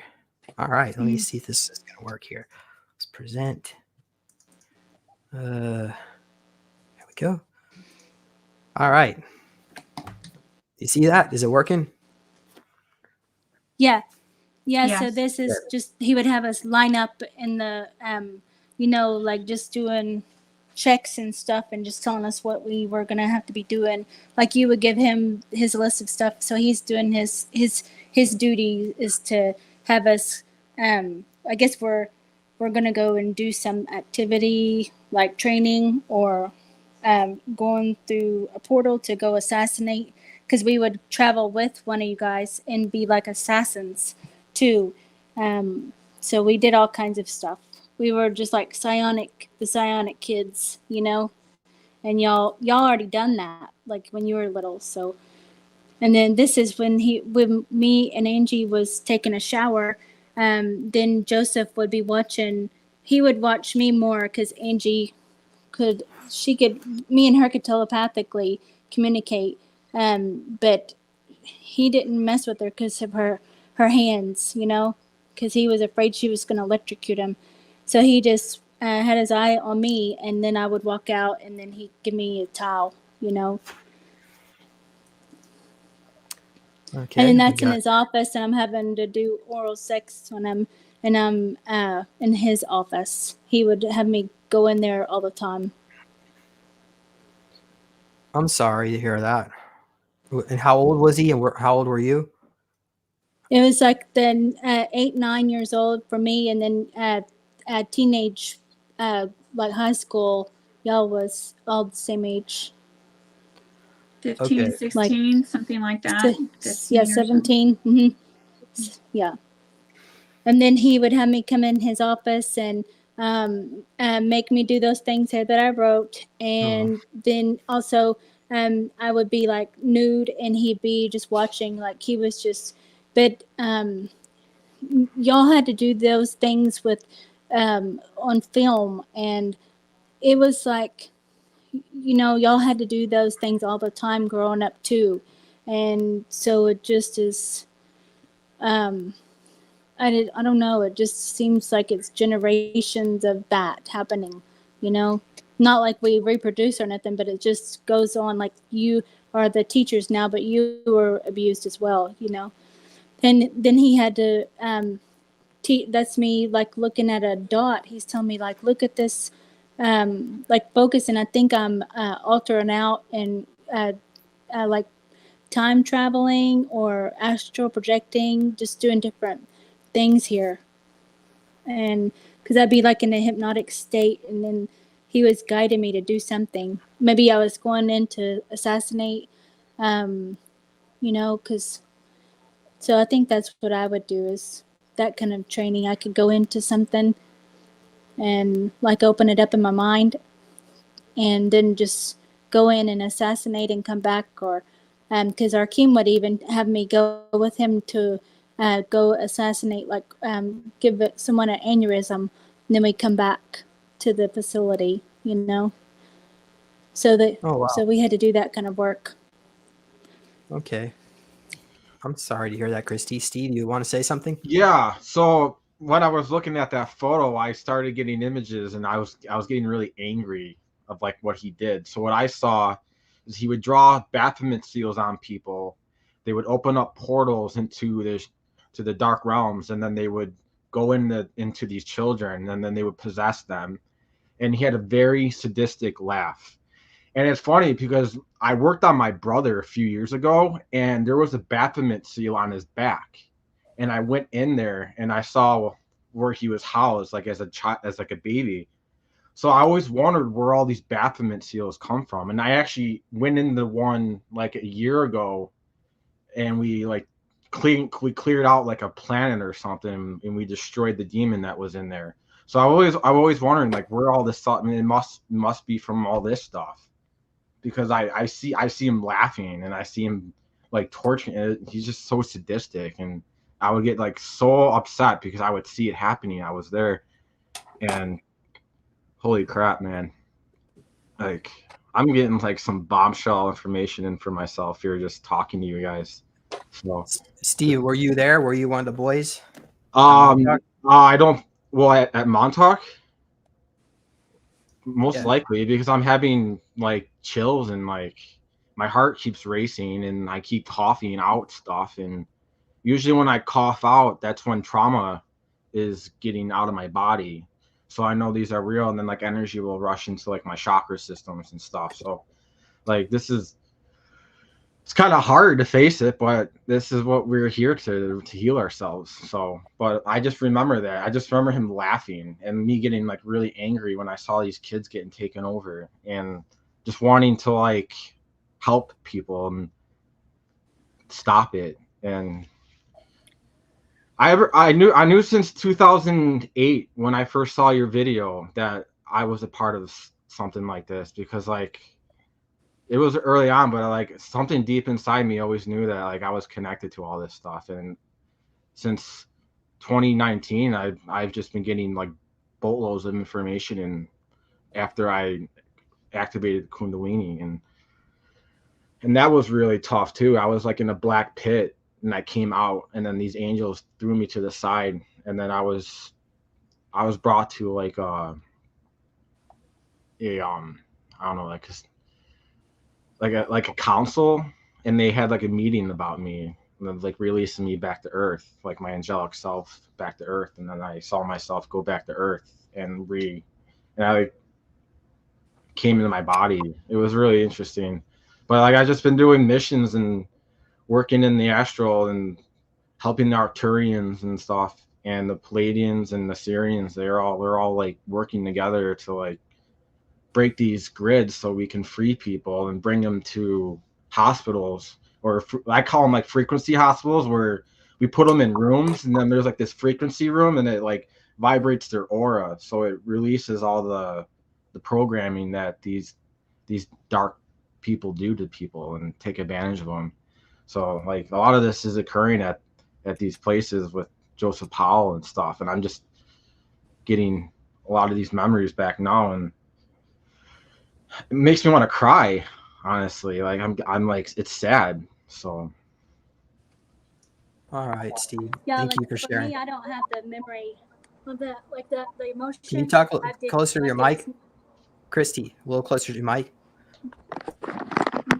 Like for me, that was maybe like another altar, you know. So I have that emotional attachment to that memory, you know. Like it's not like I don't feel anything when I think of it. You know, I just have the memory. So it's a clone. I know it's a clone, but it's like altars created for that. So yeah, I can look at it and I don't feel anything. Like I don't. Maybe I just. It's a different altar. That's all. All right. Thank you. Yeah. So, let's see here. Let me check what else we had. Okay, that was basically that part checked off. Go ahead. I definitely, if I could say, I definitely see Steve there, and I definitely saw Akeem's anger. He needs some anger management school there. Oh yeah, I seen that Arkeem. They was everybody tried to keep him calm because he would be able to scream like out of his like throat chakra. It would be like so powerful it would like blow us out of a dimension or something like that. So everybody tried to keep him calm, but he still was very anxious all the time. You know, because he had all this energy running through him because he was tortured and all of that too, you know. But I don't know. If he screamed though, then it would really like even blow up something. I don't know. I was just seeing us blow up into another dimension, like, and then we were like shattered everywhere. So they tried to contain us in like a frequency, this place, you know. So. But Angie opened that up and got out of there because her ET family helped her get out of there through the outside. They connected with her so she could, I guess, feel that connection, and she was able to portal out because they lowered the frequency of the facility. And you know, because she asked them to, or you asked them to, right? That something like that. I was just I saw a space in the corner where whatever that machine was that was emitting out this frequency, whatever it was, where it wasn't over in that corner. So I was able to open a portal, and then the portal wasn't just like I open a portal and I'm free. It's like I open a portal and it's as if you're going down kind of a tunnel.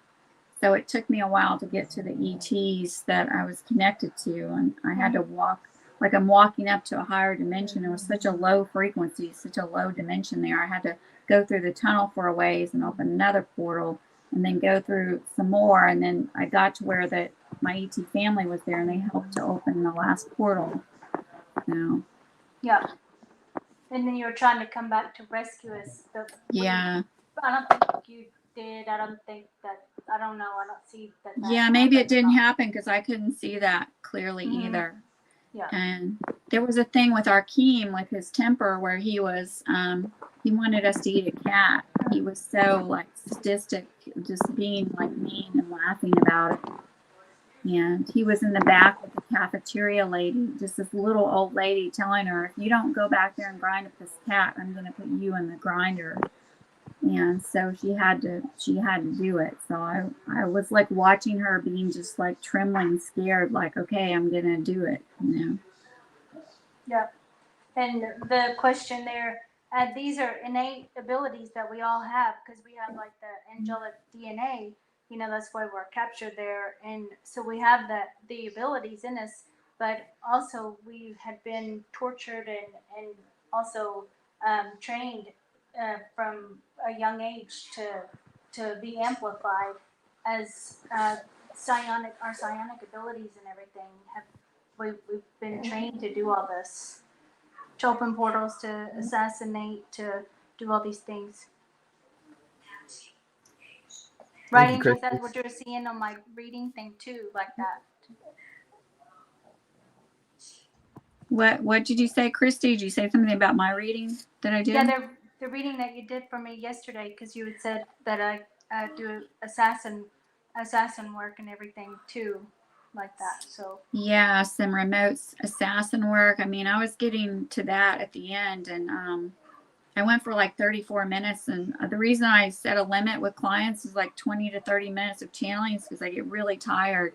So I got to that at the end. I feel like I could go into more of your abilities. So that seems to be like, it's like it's not, I want to call it a trait you have. It's like your DNA, like your construction of your DNA, which is mixed with some different ETs. It's like those abilities carry over through a lot of these. Yeah, because you said mantis, and you said some reptilian, and I forget what else. You said there's several of them that was used on all the clones and stuff too, that they pulled that DNA and used that, for the super soldier stuff. Okay, so I've got some notes here from your session you did on this is about 2 weeks ago. So this is the general manager at Montauk. Okay, this is from last week. Not last week, but the last session we did together. Okay, and watch the other facilities on camera. Arkeem and Max Fears, Joseph Powell had girls and films them in orgies. I give them a list of things to do. Arkeem would wad up his paper and would throw it on the floor, like he doesn't ever want to follow directions. So I took his girlfriend off to have sex with her, and Joseph Powell, Max Fears, I guess, were watching, and they had to let them know they had to do their job. And I apologized. I can't apologize to Max because he's no longer alive, but I did apologize to Arkeem. And Joseph, I'm sorry too. Okay, so different reality where James is older and in control. He's the head honcho of the kids, but I had higher ups too. He says I was a dick to the other kids, I guess. I left the door open while they had sex.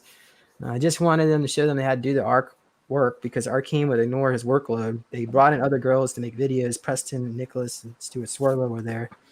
The girls would like me too. Let's see here. So I guess the time that happened with Arkeem, he couldn't get mad at me, so he got mad at the girl because that was his girlfriend. Yeah. Max was very lazy. We would ask for cleaning and stuff. Max would never do it. Arkeem would be super touchy when I already said that. Okay. Yeah. Joseph was more under me. Joseph would abuse Christy and your alter Raylan. There was a girl who blew a portal on her chest and escaped. Oh, Margaret, that's Angie. Okay. So you said that I look like I'm 20 years old. I'm in a competition with the other kids or guys, but I had to be a dick and so they wouldn't walk over me. Joseph, Arkeem, and myself would make films. Arkeem found out what was going on. He got mad. Okay, I said that. Arkeem would throw kids into the portals. I managed the stairs, making sure we managed the 3 places. Christy, you're getting some feedback. Making noise. So mute yourself. Preston, and Stuart was above all of us. They would like us to wear dominatrix clothing. They would mount me on a wall and force me into. Oral sex. Okay. Angie had electricity came out of her hands, so Joseph Powell wouldn't want to have sex with her. Arkeem would blow us at locations. Joseph has a sex addiction. Arkeem has anger issues. I guess I don't have any issues. I hope I wasn't a bad person, Christy. Nobody says anything bad about me. Was I? I just saw him going up to the office a lot, right, Christy, and being passive aggressive. Like he would go have sex with Arkeem's girlfriend, whatever. It's like kind of passive instead of like yelling, beating, torturing, anything. What do you think, Christy? Yeah, we didn't have much interaction with James at all because he wasn't there a lot of time. He just come to do check on everything was being done, and then find out that it didn't get done or what happened, and then you would just retaliate by doing something like that. So then they would do their job after that if they wanted to, if they liked that girl, If they didn't care, they didn't. Arkeem probably didn't care really. All right. Thank you. All right. So all of us are competing to be favors of Preston. We can't escape. They would handcuff Angie to the table and put things on her fingertips, and a machine would whine on, like I guess electrocute her. And her ability, maybe it wasn't electrocute. You said your abilities would turn on. It was open. It was like I had gloves on my hands when I was in like a common area to keep me from using the powers, and was what Christy saw. And then I saw that, but when they took me to use my abilities to like open a portal and remote view, they took the gloves off and they put something on the end of my hands and hooked me up to a machine. Wow. Thank you, Angie. Okay. And you could see a lab tech fall into the portal. So I guess you opened up the portal. She would see through multiple portals, and she could whisper into people's heads, put their hands on their shoulders. You saw Lyndon B. Johnson thought influenced. I guess you were tasked with that. No? Yeah. So Yeah. I opened a portal, and that's when I said that somebody was walking like behind the area where I was, and he like fell into the portal. And that's when they tortured me for a couple of days and trying to get me to tell him how to get him back. I said, I can't get him back. But I was an influencer, so I could, and I saw LBJ. I saw that name in front of me, so I could kind of like I'm standing behind them if they're deciding, okay, I'm gonna choose this or I'm gonna choose that. I could put like the suggestion in their minds, the mind controller put the suggestion in their mind of what to do, what decision to make. All right. And Antarctica too. A connection to Antarctica. That's the last bit. My notes on this. All right. Well, I guess you think we're done here. What do you think? I just want to share a memory I have of our team. This came up when you were talking about him. When he would get angry, he would blow out energy, and it would break all the lights, and it would push like the walls in. Like he would scream, and like just like tons of energy would fly out, and it would break a lot of shit. And like he was like his anger issues, like that would just like come out. And I think Angie would try to calm him down a lot, because like he would just break stuff. Rooms and stuff would just like blow up. So I was laughing at it when I heard it, because he wouldn't follow orders, and that kind of came up to me too. So I thought that was really interesting. So really, really cool. So wow, I'm like amazed. My powers are all coming back now after a while. They were blocked, so I'm getting my intuition back and everything. So it feels really good. Nice. So does anybody, how about you, Christy, Angie, do you remember how I was able to get Arkeem to calm down, get him to cooperate? Surely I must have had a way to do that. You just let him go. Like, yeah, I think he portaled out to someplace, and y'all just let him leave, and then he comes back, because he knows he has to come back. So he just leaves and goes and probably destroys something and then comes back.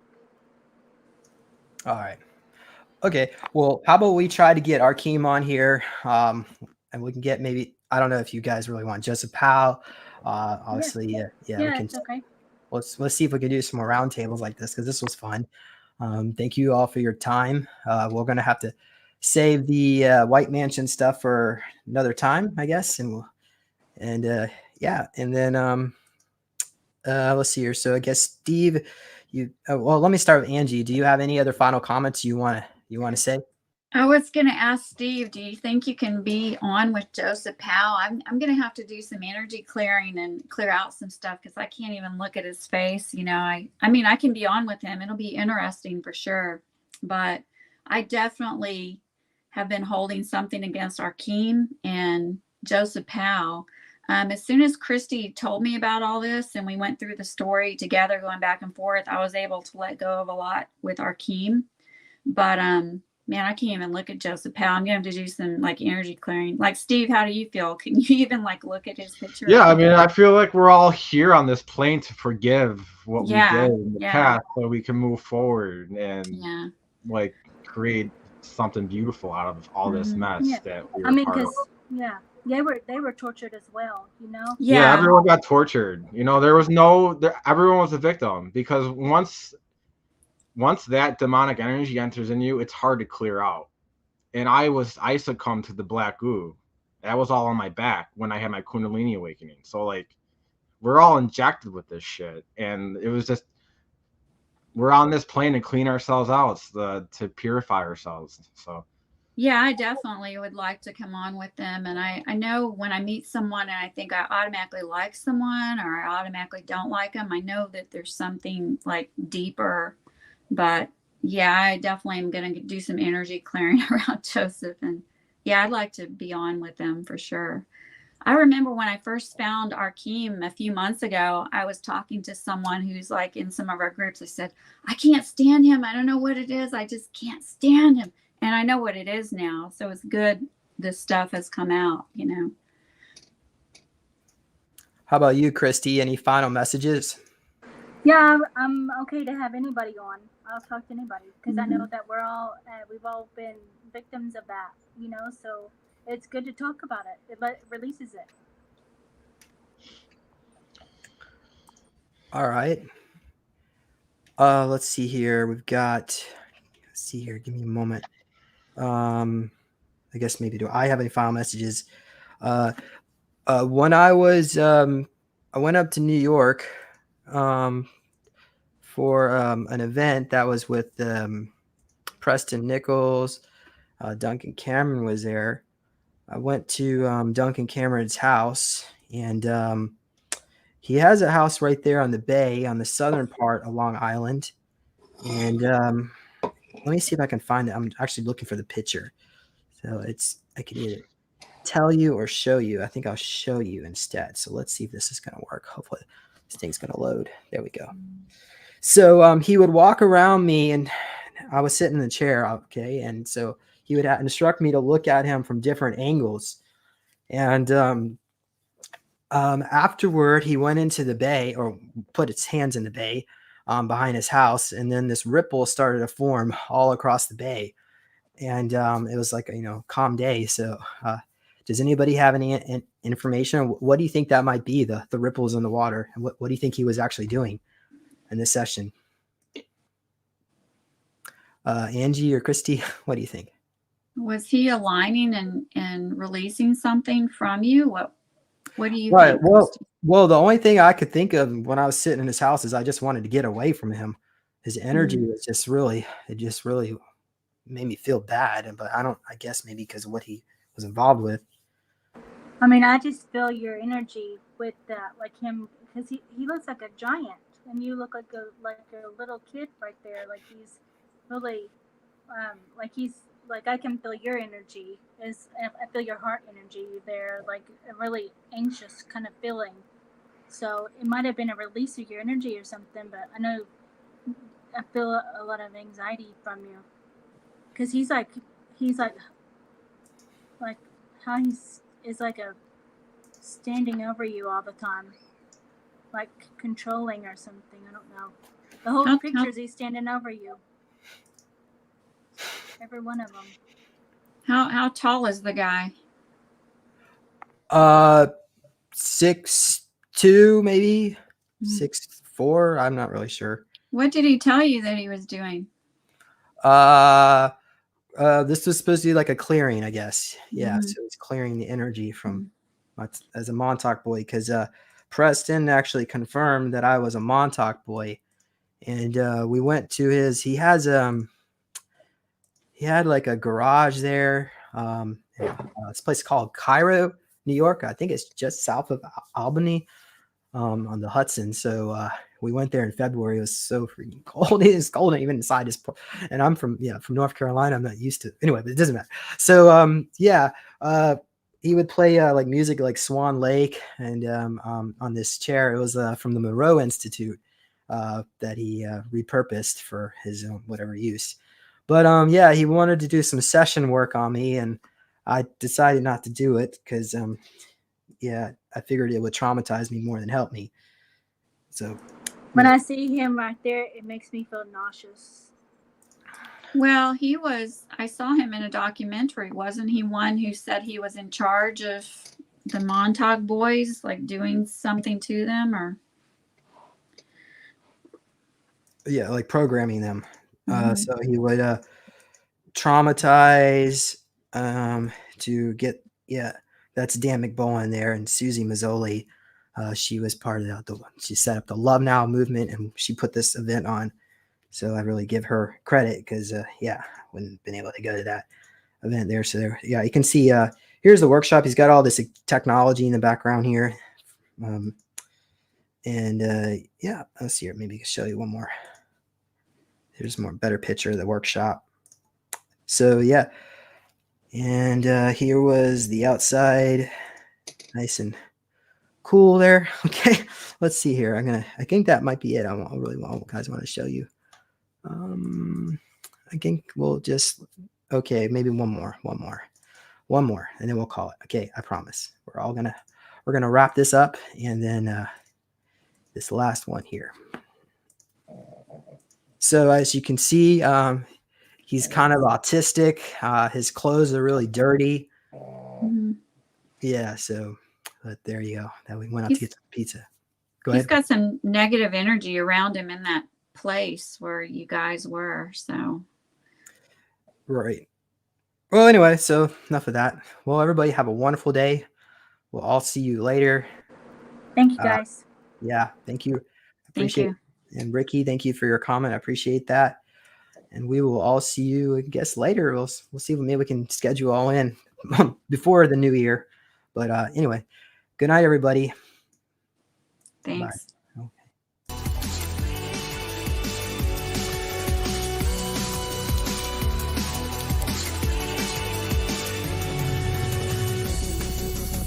Please consider supporting Super Soldier Talk by purchasing your own Neo Meditation device. Your Neo Meditation device will help you reduce stress, integrate trauma, enhance intuition, enhance clairvoyance, and enhance creativity. Get yours now at www.neologicaltech.com.